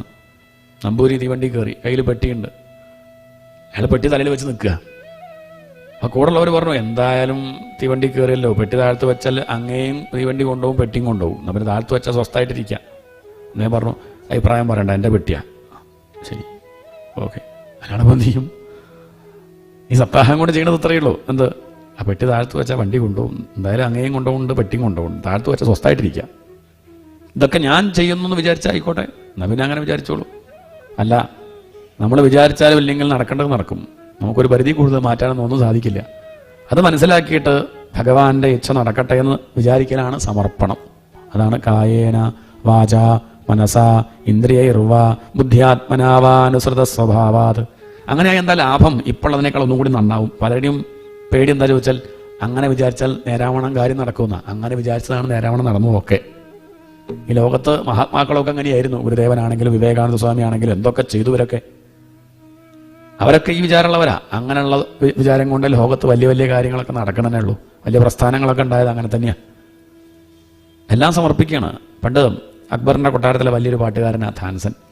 അയാളുടെ പാട്ട് കേൾക്കുമ്പോൾ അക്ബർ വന്ന് ചോദിക്കാറുണ്ട്, എങ്ങനെ താൻ ഇത്ര നന്നായി പാടുന്നു? അപ്പോൾ അയാൾ പറഞ്ഞു, ഇങ്ങനെ വല്ലാണ്ട് പുകഴ്ത്തരുത്. അങ്ങ് എൻ്റെ ഗുരുനാഥൻ്റെ പാട്ട് കേൾക്കാത്തതുകൊണ്ടാണ് എന്നെ വല്ലാണ്ട് പുകഴ്ത്തുന്നത്. അപ്പോൾ ചോദിച്ചു, അങ്ങയുടെ ഗുരുനാഥൻ്റെ പാട്ടൊന്ന് കേൾക്കണം, എന്താ വഴി? ഒന്ന് വിളിക്കുകയോ ചോദിച്ചു. അദ്ദേഹം പറഞ്ഞില്ല, വിളിച്ചാൽ വരുന്ന ആളല്ല, എന്നെപ്പോലത്തെ ആളല്ല, അങ്ങോട്ട് പോകണം. ശരി, എന്നാൽ പിന്നെ അങ്ങോട്ട് പോവുക. അവിടെ പോയി അദ്ദേഹത്തിൻ്റെ ആശ്രമത്തിലെത്തി. ഒളിച്ചു നിൽക്കുകയാണ്. കാരണം നേരെ കണ്ടാൽ ചിലപ്പോൾ പാടിക്കോളമൊന്നുമില്ല. രാവിലെയായി, ഉച്ചയായി, വൈകുന്നേരമായി, ഒരു പാട്ടുമില്ല. ഒരു 5 മണിയായപ്പോൾ ഒരു വിളക്ക് എത്തിച്ച് വെച്ചു. ഒരു ഒറ്റ മനുഷ്യനെ അവിടെ അല്ലേ കേൾക്കാൻ. അദ്ദേഹം ഇങ്ങനെ നന്നായി പാടുന്നുണ്ട്. ആ പാട്ടൊരു 1.5 മണിക്കൂറുണ്ടായി. ആ പാട്ട് കേട്ടിരുന്നു അക്ബർ ചക്രവർത്തി. കണ്ണെന്ന് കണ്ണുനീര്, ആനന്ദ കണ്ണീര്. ആ പാട്ട് കഴിഞ്ഞപ്പം അടുത്ത് വന്ന് താൻസനോട് പറഞ്ഞു, എടോ, അതാണ് സംഗീതം. ഇത് ഗുരുനാഥൻ്റെ പാട്ടേ. തൻ്റെ പാട്ടൊക്കെ എന്ത് പാട്ട്, തൻ്റെ പാട്ട് എന്ത്, തൻ്റെ സംഗീതമൊക്കെ സംഗീതം തന്നെ, എന്തോ ഒരു പാട്ട്, ഇതാണ് സംഗീതം എന്ന് പറഞ്ഞു. അത് കേട്ടപ്പോൾ താൻസൻ പറഞ്ഞു, ഞാൻ അങ്ങയോട് ആദ്യം പറഞ്ഞതല്ലേ, എൻ്റെ പാട്ട് ഇത്ര നന്നാവാത്തതിൻ്റെ കാരണവും എൻ്റെ ഗുരുനാഥൻ്റെ പാട്ട് നന്നാവാനുള്ള കാരണവും ഞാൻ പറയട്ടെ, അങ്ങക്ക് ആരോഗ്യമാവുമോ? ഇല്ല. പറയൂ. ഞാൻ പാട്ട് പാടുന്നത് അങ്ങ് കേൾക്കാനാ. എന്തിനാണ്? അക്ബർ കേട്ട് വല്ലതും കിട്ടിയാൽ അയാൾ വെച്ച് പാടുകയാണ്. എൻ്റെ ഗുരുനാഥൻ പാട്ട് പാടുന്നത് ഭഗവാൻ കേൾക്കാനാ, വേറെ ആരും കേൾക്കണം അദ്ദേഹത്തിനില്ല. അതുകൊണ്ട് അയാളുടെ പാട്ട് കുറച്ചുകൂടി നന്നാവും എന്നാണ്. നമ്മൾ 10 ആൾ കേൾക്കണം എന്നുള്ള മട്ടിലാണ് പറയണതെങ്കിൽ നന്നാവും, ഇല്ല എന്നല്ല. ഭഗവാൻ കേൾക്കണം എന്ന് വിചാരിച്ചിട്ടാണെങ്കിൽ അതാണ് വേണ്ടതുപോലെ ആവണത്. അതിൽ സ്വാർത്ഥതയില്ല, അതിൽ അഹന്തയില്ല. അഹന്ത വരുമ്പം ഒക്കെ എന്താവും? ഒക്കെ ഒരു പിടുത്തം വരും. അഹന്ത വരുമ്പോൾ എന്താവും? അതാണ് വലിയ വലിയ സർജറി ചെയ്യണ വലിയ ഡോക്ടർമാർ പോലും അവനവൻ്റെ മകൻ്റെ സർജറി വരുമ്പം കൂട്ടുകാരൻ ഡോക്ടറെ ഏൽപ്പിക്കും, നീ ചെയ്താൽ മതി. കാരണം എൻ്റെ എന്ന് പറയുമ്പോൾ കൈ പറയ്ക്കും. എൻ്റെ നിങ്ങളുടെ ഒഴിവാക്കിയാലോ ഭഗവാന്റെ എന്ന് വിചാരിച്ചാൽ വിഷമമില്ലാണ്ട് കഴിക്കാൻ പറ്റും. ഇതാണ് സമർപ്പണം. അതിലേക്ക് എത്താനാണ് നമ്മൾ വിളക്ക് വയ്ക്കുന്നതും പുഷ്പാഞ്ജലി കഴിക്കുന്നതും എന്തും പറന്നിറക്കണതൊക്കെ. ഇതാണ് സമർപ്പണം. അങ്ങനെ ആക്കണേ ഭഗവാൻ എന്നുള്ള പ്രാർത്ഥനയാണ്. ഈ ഒരു ഭാവം കൊണ്ട് തരണേ. അതാണ് ഭക്തി. ഭക്തന്മാരെ പറ്റി ചോദിച്ചപ്പോൾ പറഞ്ഞു പലതരത്തിലാണ് ഭക്തന്മാർ. ഉത്തമൻ, മധ്യമൻ, പിന്നെ അധമൻ എന്നാണ് പറയേണ്ടത്. പിന്നെ ഭക്തി ആയതുകൊണ്ട് അധമെന്ന് പറയണില്ല, പ്രാകൃതൻ. ഉത്തമ ഭക്തന്മാരാവാനാണ് നോക്കേണ്ടത്. അവരെങ്ങനെയാണ്? അവരെ ലോകത്തൊന്നും അവരാഗ്രഹിക്കുന്നില്ല. ത്രിഭുവന വിഭവ ഹേ തവേപ്യകുണ്ഠ സ്മൃതി രചിതാത്മസുരാതിഭിർവിമൃഗ്യാത് ന ചലതി ഭഗവത് പദാരവിന്ദാത് ലവനിമിഷാർദ്ധമഭിയസ്സ വൈഷ്ണവാഗ്ര്യ. ത്യാഗരാജനെ പോലെ 3 ലോകത്തിൽ വെച്ച് ഏറ്റവും വിശിഷ്ടമായിട്ടുള്ള വസ്തു കൊടുത്താൽ അവർ പുറംകാലം കൊണ്ട് തട്ടിമാറ്റും. ഞങ്ങൾക്ക് ഭഗവാനെ മറക്കാൻ വയ്യ, ഭഗവാൻ മാത്രം മതി. ഈ ഒരു ഭാവ. ത്യാഗരാജസ്വാമിയോട് അദ്ദേഹത്തിൻ്റെ ദാരിദ്ര്യം കണ്ടിട്ട് ശരഭോജി രാജാവ് പറഞ്ഞു, കനകാഭിഷേകം ചെയ്യാം, ഇനിയുള്ള കാലം സ്വസ്ഥമായിട്ടിരിക്കുക, സുഖമായിട്ട് കഴിയാം, ഇവിടെ വന്ന് പാട്ടുപാടിയാൽ മതി, തന്നെ പറ്റി പുകഴ്ത്തിട്ട് പാട്ടുപാടിയാൽ മതി. ഒരാളെ വിട്ടു. അദ്ദേഹം വന്ന് ഈ കാര്യം പറഞ്ഞ സമയത്ത് അദ്ദേഹം കൊട്ടാരത്തേക്ക് പോയില്ല. അവിടെ ഇരുന്നൊരു പാട്ടുപാടി തൻ്റെ വീട്ടിലിരുന്നിട്ട്. അതാണ് നിധിചാല സുഖമാ രാമുനി സന്നിധി സേവാ സുഖമ. നിധി കിട്ടാൻ വേണ്ടി പാടണോ, രാമൻ കേൾക്കാൻ പാടണോ? മനസ്സെ നീ പറയൂ, എന്തിനു വേണ്ടിയാണ് പാടേണ്ടത്? രാമൻ കേൾക്കാൻ പാടണോ, നിധി കിട്ടാൻ പാടണോ? നമ്മുടെ മനസ്സെന്ത് പറയും? ഇവിടെ ആളുകൾ പാട്ട് പാടുന്നത് തന്നെ ഫ്ലാറ്റ് കിട്ടാനാ, അല്ലേ? ഫ്ലാറ്റ് വേണം, അത്രയേ ഉള്ളൂ. അതുകൊണ്ട് തന്നെയാണ് ഇപ്പം പാട്ടുകാരെ, പണ്ടൊക്കെ ചില പാട്ടുകാരെന്താ വിളിക്കുക? ഭാഗവതൻ എന്നാ വിളിക്കുക. ത്യാഗരാജ ആർട്ടിസ്റ്റ് അല്ല, ത്യാഗരാജ ഭാഗവതൻ. കാരണം ഭഗവാൻ കേൾക്കാൻ പാടുകയാണ്, വേറെ ഉദ്ദേശമൊന്നുമില്ല. ചെമ്പൈ ഭാഗവതനാണ്. പക്ഷെ പിന്നെ അങ്ങോട്ട് വരുന്നതൊക്കെ ഇപ്പോൾ ആർട്ടിസ്റ്റാണ്. ആർട്ടിസ്റ്റ് എന്നേ പറയുള്ളൂ. കാരണം എന്താ വെച്ചാൽ അവർ ഫ്ലാറ്റ് കിട്ടാൻ പാടുകയാണ്, ഭഗവാനെ കിട്ടാനല്ല. ഭഗവാനെ കിട്ടാൻ പാടുമ്പോഴാണ് അതിന് ഭാഗവതം എന്ന് പറയുക. അതിനൊന്നും വേണ്ട, ഭഗവാൻ സന്തോഷിക്കണം, അത്ര മാത്രമേ വേണ്ടൂ. അതാണ്, അങ്ങനെയാണ് ഭക്തന്മാർ. വേറൊന്നും അവർക്ക് ആവശ്യമില്ല. എന്നാ ചലതി ഭഗവത് പദ അരവിന്ദാത് ലവനിമിഷാർദ്ധമഭി യസ്സ വൈഷ്ണവാഗ്ര്യ. ഒരു ലവനിമിഷം പോലെ അവർ ഭഗവാനിൽ നിന്ന് മനസ്സ് മാറ്റില്ല. മനസ്സും ഭഗവാനും വേറെ അല്ലാണ്ടേ പോകുന്നതാണ്. ഒരു നിമിഷം പോലും ഭഗവാനെ മറന്ന് ജീവിക്കുന്നില്ല. അങ്ങനെയാണ് വേണ്ടത്. അവരിൽ നിന്ന് മാറി നിൽക്കാൻ ഭഗവാനും സാധിക്കില്ല. പ്രണയരചനയാ ധൃതാംഘ്രിപത്മഹ. ഭഗവാന്റെ പാദം അവർ കെട്ടിയിട്ടതാ. ഏത് കയറുകൊണ്ട്? പ്രണയരചനയാ. പ്രണയമാകുന്ന രചന കൊണ്ട് ഭഗവാന്റെ പാദം അവരവരുടെ ഹൃദയമാകുന്ന ഒരല് കെട്ടിട്ടു. പിന്നെന്ത് ചെയ്യും? ഭഗവാൻ ചലിക്കാൻ പറ്റില്ല. ഇങ്ങനെ ആനന്ദമായിട്ടിരിക്കാൻ അവർക്ക് സാധിക്കുന്നുണ്ട്, പക്ഷെ അതുപോലെ നമുക്ക് സാധിക്കുന്നില്ലല്ലോ. അതിന് തടസ്സം എന്താ? അതിന് തടസ്സമാണ് മായ. എന്താ മായ? യാ മാ സാ മായ. എന്തൊന്നാണോ ഇല്ലാത്തത് അതാണ് മായ. ഹൈ, ഇല്ലാത്തതാണെങ്കിൽ ഉള്ളതുപോലെ തോന്നിക്കും, അതാ ബുദ്ധിമുട്ടേ. ഇല്ലാത്ത പാമ്പിനെ നമ്മൾ കയറിൽ കാണില്ലേ? അതാണ് ഉദാഹരണം. അരണ്ട വെളിച്ചത്തിൽ മുല്ലമാല കണ്ടപ്പം പാമ്പായിട്ട് തോന്നി. ആകെ പേടിച്ചു, അത് കൊത്താൻ വരുന്നുണ്ട്, ചീറ്റുന്നുണ്ടെന്നൊക്കെ തോന്നി. അങ്ങോട്ട് മുന്നോട്ട് നടക്കണില്ല. പിന്നെ പിന്നിലാരോ വന്നപ്പം പറഞ്ഞു, ഒന്ന് ടോർച്ചടിച്ച് നോക്കൂ, നോക്കട്ടെ പാമ്പുണ്ടോ, സംശയമുണ്ട്. അദ്ദേഹം ടോർച്ചടിച്ചപ്പോഴോ അത് മുല്ലമാലയാണ്. മുന്നിൽ പോയ അമ്മയുടെ മുടിയിൽ നിന്ന് വീണ മാലയാണ്. ആ മുല്ലമാല കണ്ടിട്ട് പാമ്പായിട്ട് തോന്നിയില്ലേ?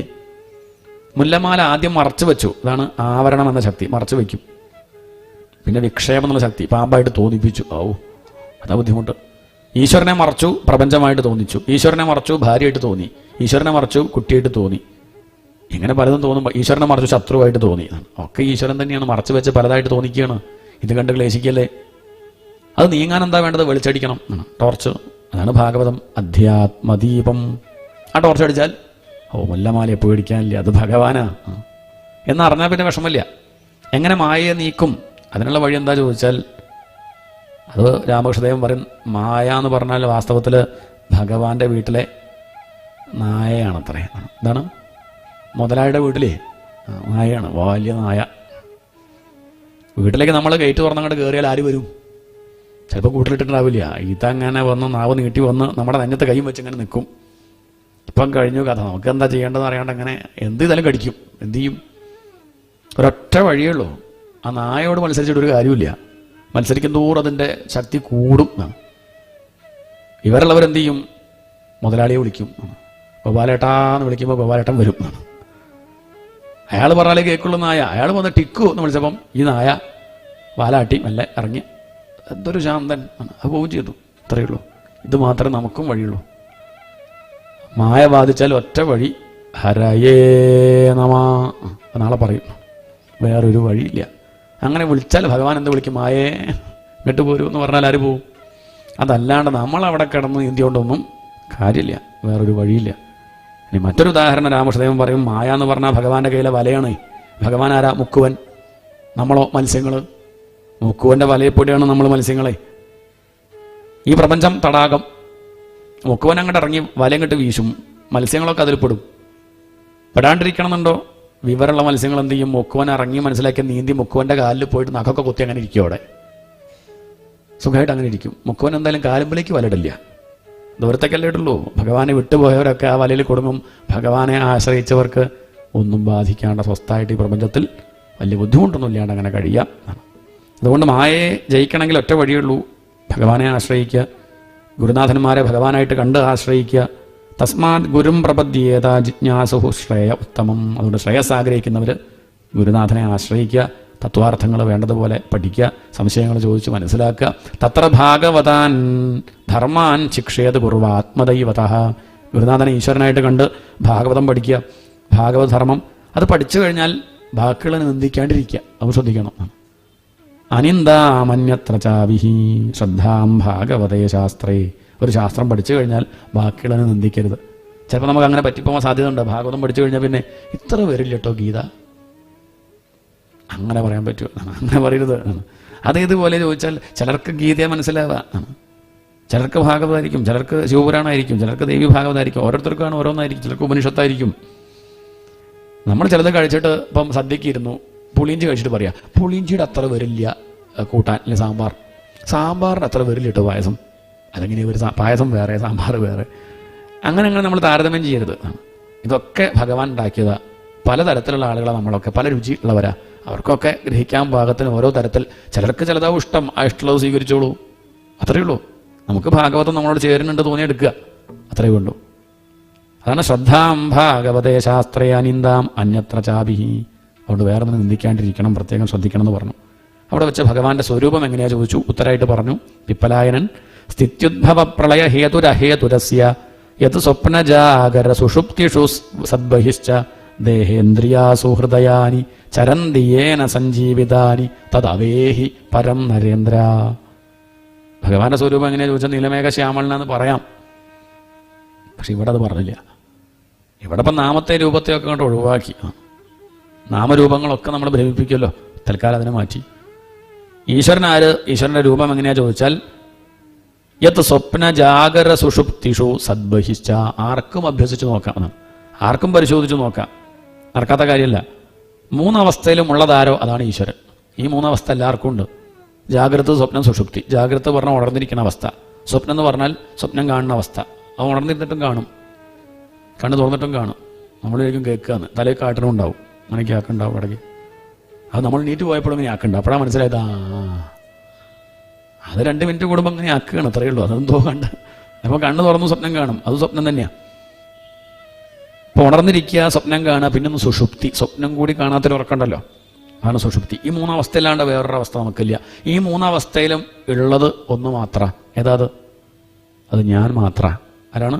നമ്മളുള്ളൊക്കെ ഉണ്ടല്ലോ ഞാൻ, അത് മാത്രമാണ്. ഉണർന്നിരിക്കുമ്പം ഈ കാണുന്നതൊക്കെ ഉണ്ട്, ശരി, സംഭവിച്ചു. ഈ കാണുന്നതൊക്കെ ഉണ്ട്. എങ്ങനെ അറിഞ്ഞു? ശരീരം കൊണ്ട്, കണ്ണുള്ളതുകൊണ്ടല്ലേ. അപ്പം ഞാനുണ്ട്, ശരീരമുണ്ട്, സത്യമല്ലേ?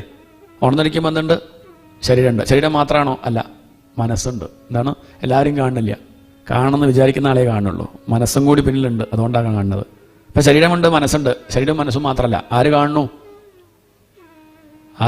ഞാൻ കാണുന്നു. അപ്പം ഞാനുണ്ട്, ബോധമുണ്ട്. അപ്പം ശരീരവും മനസ്സും ബോധവുമാണ് ഉണർന്നിരിക്കുമ്പോൾ ഉള്ളത്. അടുത്ത അവസ്ഥയാണ് സ്വപ്നം. സ്വപ്നത്തിൽ ഒന്ന് പോയി. എന്താ സ്വപ്നത്തിൽ പോയത്? ശരീരം പോയി. എന്താണ്? ശരീരമില്ല. ഉണ്ടോ? സ്വപ്നത്തിൽ വേറൊരു ശരീരമാണ്. കണ്ണില്ല, കണ്ണ് കാണാനില്ല, കണ്ണടച്ചില്ലേ? എന്നിട്ട് സ്വപ്നം കാണുന്നുണ്ടല്ലോ. അതെങ്ങനെ കണ്ടു? കണ്ണില്ലാണ്ട കണ്ടു. കണ്ണ് വേണ്ട എന്നാണ്. കണ്ണില്ലാണ്ട കാണുന്നില്ല സ്വപ്നത്തിൽ. കണ്ണ് ആരെങ്കിലും സ്വപ്നം കാണുമ്പോൾ കണ്ണട വേണമെന്ന് പറയുമോ? സ്വപ്നം കാണുന്നില്ല മോളെ, കണ്ണട കണ്ടെടുക്കൂ ഒന്നും ആരും പറയില്ല. കാരണം സ്വപ്നം കാണാൻ കണ്ണ് വേണ്ട, മൂക്ക് വേണ്ട, ചെവി വേണ്ട, ഒന്നും വേണ്ട. ശരീരം എവിടെ കിടക്കുക? നമ്മൾ സ്വപ്നത്തിൽ വേറൊന്ന് കൽപ്പിച്ചു. സ്വപ്നത്തിൽ കാണുന്നത് എന്താണെന്ന് വെച്ചിട്ടുണ്ടോ? പാമ്പനെ പേടിച്ച് ഓടുക നമ്മൾ. സ്വപ്നത്തിൽ കാണുന്നത് പാമ്പനെ പേടിച്ച് നമ്മൾ ഓടണം. ആരാ ഓടണത്? ഞാൻ ഓടണു. ആരാ കാണുന്നത്? ഞാൻ കാണുന്നു. ആരാ ഓടണത്? ഞാൻ ഓടണു. ആരാ കാണുന്നത്? രണ്ട് ഞാനുണ്ടോ? ശരിക്കുള്ള ഞാൻ ആരാ? കാണുന്ന ഞാൻ. എന്താണ്? ഓടുന്നത് ഞാനല്ല. ആ ഓടുന്ന ഞാൻ എപ്രകാരമാണോ അപ്രകാരമാണ് ജാഗ്രത അവസ്ഥയിലുള്ള ഈ ശരീരം എന്നാണ് ഞാൻ കൽപ്പിച്ചതാ. ഈ പറയണ ഞാനല്ല. അതിനെ പറയിപ്പിക്കുന്ന ഒരാളുണ്ട് ഉള്ളിൽ. നീ പറയണ്ടല്ലോ, ഞാൻ അവിടെ ഇരിക്കണോണ്ടാ എന്ന് പറഞ്ഞ ഒരാൾ സാക്ഷിയായിട്ടിരിക്കുന്നുണ്ട്. അത് ജാഗ്രത അവസ്ഥയിൽ നമ്മൾ മനസ്സിലാക്കണില്ല. സ്വപ്നാവസ്ഥയിൽ നമ്മൾ മനസ്സിലാക്കണില്ല. നമ്മൾ മനസ്സിലാക്കണത് എപ്പോഴാണ്? ഇങ്ങനെ വിചാരം ചെയ്യുമ്പോഴേ മനസ്സിലാക്കണുള്ളൂ. ഉണർന്നിരുന്നിട്ട് അതിനെപ്പറ്റി അപഗ്രഥിക്കുമ്പോഴാണ് ശരിയാ അവിടെ ഒരാളുണ്ടായിരുന്നു, സ്വപ്നം കണ്ടും കൊണ്ടൊരാളുണ്ടായിരുന്നു. അവിടെയാണല്ലോ അതൊക്കെ വന്നു പോയത്. അപ്പം സ്വപ്നാവസ്ഥയിൽ എന്തേ ഉള്ളൂ? ശരീരമില്ല. ഈ ഇല്ലാത്ത ശരീരത്തിനെയാണ് നമ്മളിപ്പം കേമായിട്ട് ഒരുക്കി കൊണ്ടു നടക്കുന്നത് എന്നാണ്. ബാക്കി രണ്ടവസ്ഥയിൽ എന്തില്ല? ശരീരമില്ല. പിന്നെ എന്തേ ഉള്ളൂ? മനസ്സുണ്ട്. മനസ്സുള്ളതുകൊണ്ടാണല്ലോ സ്വപ്നം കണ്ടത്. ഞാനുണ്ട്. ആരാ സ്വപ്നം കണ്ടത്? ഞാനാണ്. അപ്പം മനസ്സും ഞാനും മാത്രമേ എന്തെങ്കിലും ഉള്ളൂ? സ്വപ്നാവസ്ഥയിലുള്ളൂ. അടുത്തൊരവസ്ഥ ഉണ്ടല്ലോ, സുഷുപ്തി. സ്വപ്നം കൂടിയും കാണാത്തൊരവസ്ഥ. അതിലൊന്നും കൂടി നഷ്ടപ്പെട്ടു. എന്ത് നഷ്ടപ്പെട്ടു? മനസ്സ് പോയി. മനസ്സ് പോയതുകൊണ്ടാണ് സമാധാനം. എന്താണ്? മനസ്സുണ്ടെങ്കിൽ നമ്മൾ മനസ്സും സമാധാനം ഒരുമിച്ചുണ്ടാവില്ല. മനസ്സ് വന്നാൽ സമാധാനം പോയി. മനസ്സില്ലാത്തതുകൊണ്ടാണ് ഉറക്കം ഇത്ര രസകരമാവാൻ കാരണം. ഉറക്കത്തിൽ എന്തേ ഉള്ളൂ? മനസ്സില്ല. മനസ്സുണ്ടായിരുന്നെങ്കിൽ സ്വപ്നം കാണുമായിരുന്നു. മനസ്സുണ്ടായിരുന്നെങ്കിൽ ഉറങ്ങുന്ന ആൾക്ക് ഞാൻ ആൺ പെൺ എന്നുള്ള വ്യത്യാസം അറിയായിരുന്നു. ഉറങ്ങുന്ന ആൾക്കാവൊന്നുമില്ല. ഉണ്ടോ? ഉറങ്ങുമ്പോൾ നമുക്ക് ഇഷ്ടമുണ്ടോ? ഞാൻ എവിടെയാ ഉറങ്ങണു? ആരാ ഭാര്യ?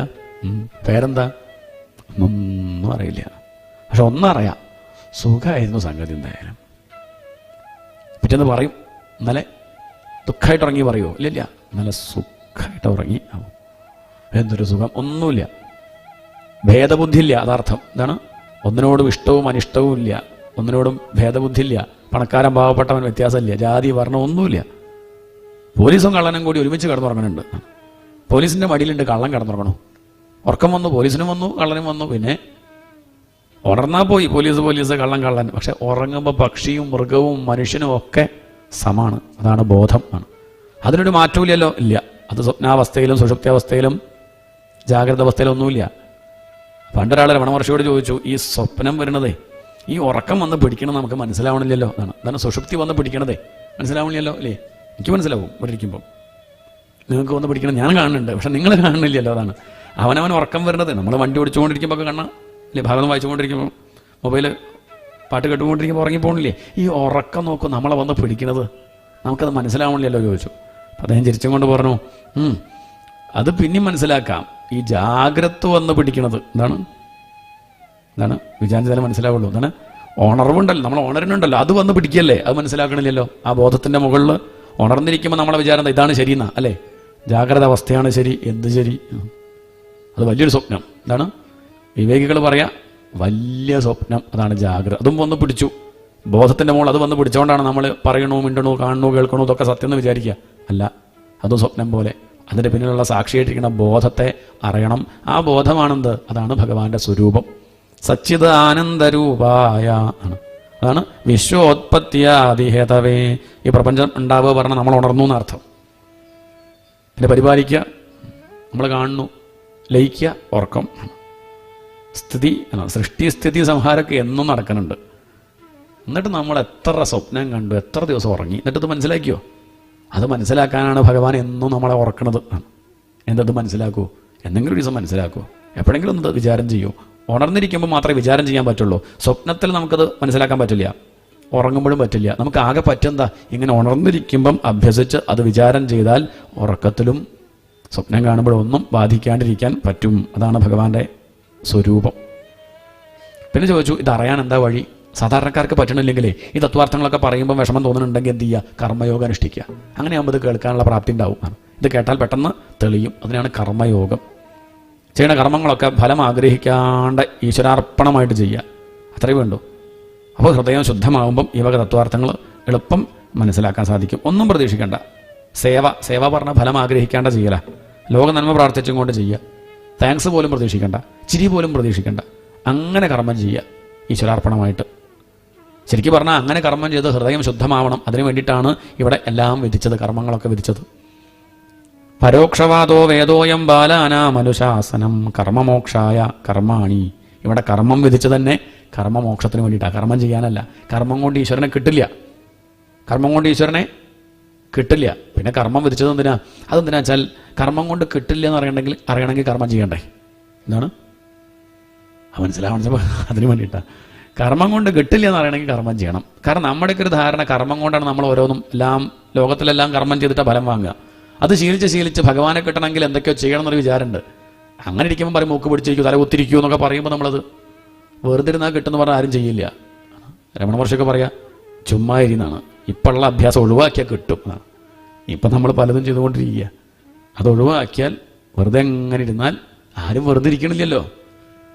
ഒരു 10 സെക്കൻഡ് ഒന്നും വെറുതെ ഇരിക്കും പറ്റില്ല, അപ്പോഴേക്കും സാധിക്കണില്ല. വെറുതെ ഇരിക്കുന്നവർക്ക് കിട്ടുള്ളൂ ഈശ്വരനെ. ആ വെറുതെ ഇരിക്കാൻ പഠിപ്പിക്കലാണ് കർമ്മം. എന്താണ് വെറുതെ ഇരിക്കാൻ നമ്മളെ പഠിപ്പിക്കുക. സൽക്കർമ്മം ചെയ്യുക പറഞ്ഞാൽ ദുഷ്കർമ്മം കൊണ്ട് വന്നുപോയ ആ പ്രശ്നം അതില്ലാണ്ടാവണ്ടേ? അതില്ലാണ്ടാക്കാൻ വേണ്ടിയിട്ടാണ്, ആ കളങ്കം ഇല്ലാണ്ടാക്കാൻ സൽക്കർമ്മം വിധിച്ചു. ഏതുപോലെ നെയ്യ് കഴിച്ച് ദഹനക്കേട് വന്നു, ഡോക്ടറെ കാണിച്ചു, വൈദ്യരെ കാണിച്ചപ്പോൾ വൈദ്യര് മരുന്ന് കൊടുത്തപ്പോൾ അതും ഒരു നെയ്യാ.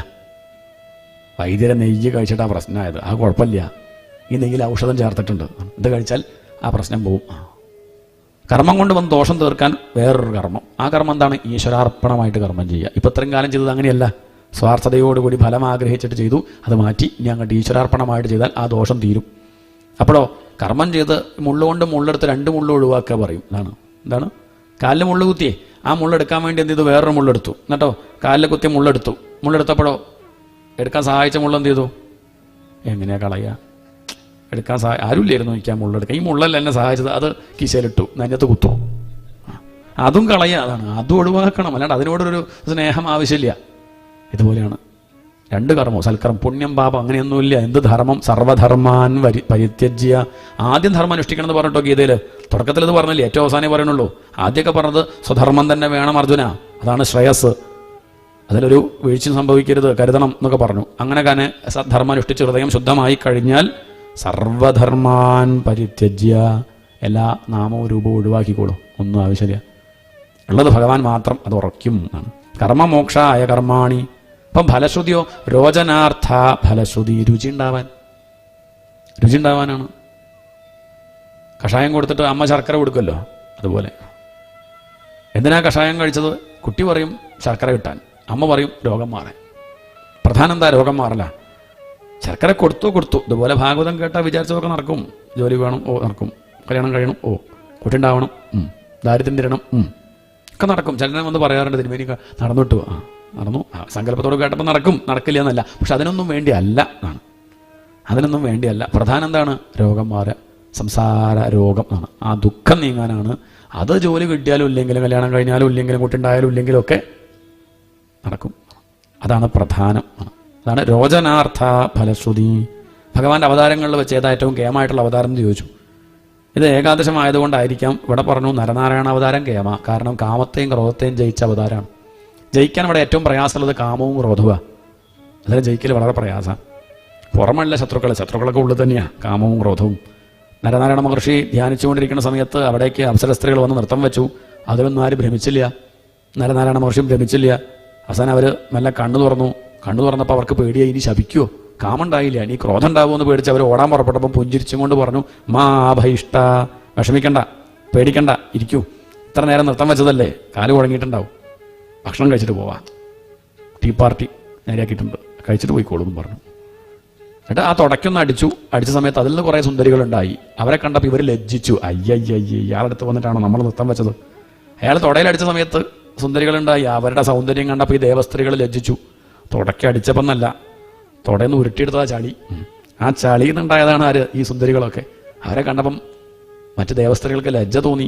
അവർ കേമായിട്ട് ഭക്ഷണമൊക്കെ ഉണ്ടാക്കി കൊടുത്ത് തിരിച്ച് ദേവസ്ത്രീകൾ പോണ സമയത്ത് ഈ തുടയിലടിച്ച സമയത്ത് ഉണ്ടായാലോ കുറേ പെൺകുട്ടികളെ, സുന്ദരികൾ.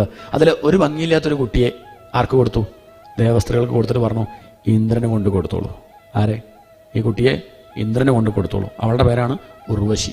എന്താണ്? ദേവലോകത്തെ അതിസുന്ദരി. ഇയാളുടെ തുടയിൽ നിന്നുണ്ടായാലും ഏറ്റവും ഭംഗിയില്ലാത്ത കുട്ടി. അതാണ് അവിടുത്തെ ഏറ്റവും വലിയ സുന്ദരി. ഇത്രയേ ഉള്ളൂ. അവർക്ക് എന്ത് കാമം, എന്ത് ക്രോധം എന്നാണ്. അതുകൊണ്ട് ഇങ്ങനെയാണ് വേണ്ടത്. ഒരു സാധകന് വേണ്ട ഗുണങ്ങൾ പറഞ്ഞതാ. കാമവും ക്രോധവും ലോഭവും പാടില്ല. ലോഭം എന്ന് പറഞ്ഞാൽ എത്ര കിട്ടിയാലും പോരാ എന്നുള്ള ചിന്ത. അതാണ് ഏറ്റവും ഭീകരം. കാമവും ക്രോധവും തൽക്കാലം നടങ്ങും. കാപ്പി കുടിക്കണം എന്നുള്ള വിചാരം കാപ്പി കുടിച്ചാൽ തീർന്നില്ലേ? ഒരു അരമണിക്കൂർ കണ്ടല്ലേ പിന്നെ വേണം തോന്നുള്ളൂ അല്ലേ? ദേഷ്യപ്പെട്ടാലും ദേഷ്യപ്പെട്ടു, ഫോണെടുത്ത് പൊട്ടിച്ചു, കുറച്ചെടുത്തേക്ക് ആശ്വാസമാണ്. ഒരു അരമണിക്കൂർ നേരത്തെ പിന്നെ ദേഷ്യം വരില്ല, ഒരു ഭാഗത്തിരിക്കും.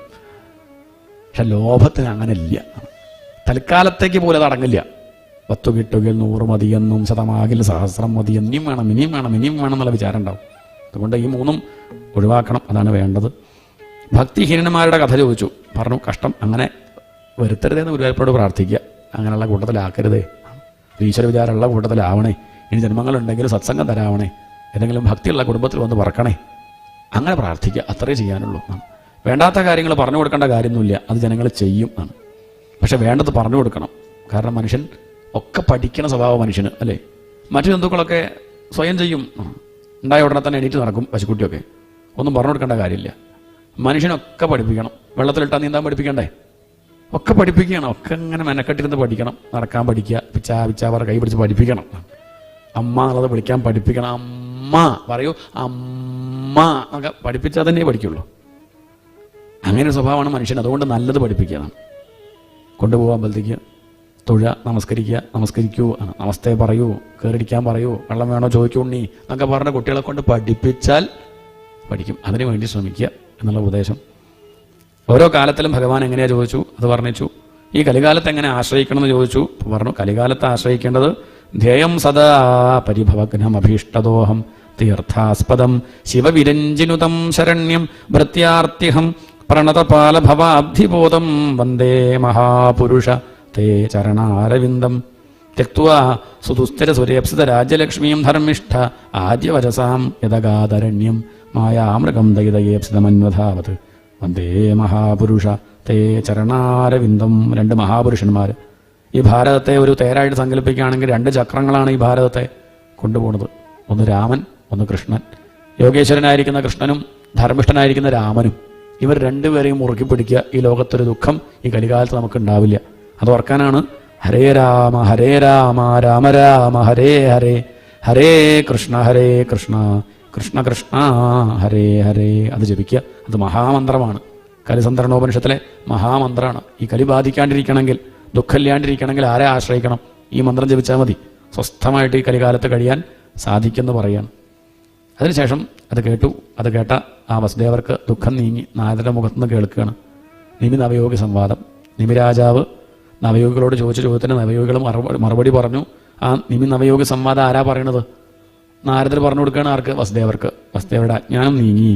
ഏതശ്രുത്വാ മഹാഭാഗോ വസുദേവോ അതിവിസ്മിത ദേവകീച മഹാഭാഗ ജഹതുർമോഹമാത്മനഃ. ആ മോഹം നീങ്ങി, അജ്ഞാനം നീങ്ങി. ദേവകിക്കും വസുദേവർക്കും അജ്ഞാനം നീങ്ങി ശാന്തി അനുഭവിച്ചു എന്നാണ്. മകനായിട്ട് ഭഗവാനെ തന്നെ കിട്ടിയിട്ടും ശാന്തി അനുഭവിച്ചില്ല. സദ്ഗുരുനാഥന്റെ മുഖത്തുനിന്ന് ജ്ഞാനം അറിഞ്ഞപ്പം ആണ്, തത്വാർത്ഥങ്ങൾ മനസ്സിലാക്കിയപ്പോൾ ആ ദേവകിക്കും വസുദേവർക്കും ഉള്ളിലുള്ള വിഷമങ്ങൾ തീർന്നു. അതാണ് കഥ. അതാണ് ഭാഗവത ധർമ്മം.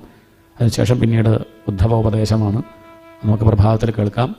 ഗോവിന്ദനാമ സങ്കീർത്തനം. ഗോവിന്ദ ഗോവിന്ദ.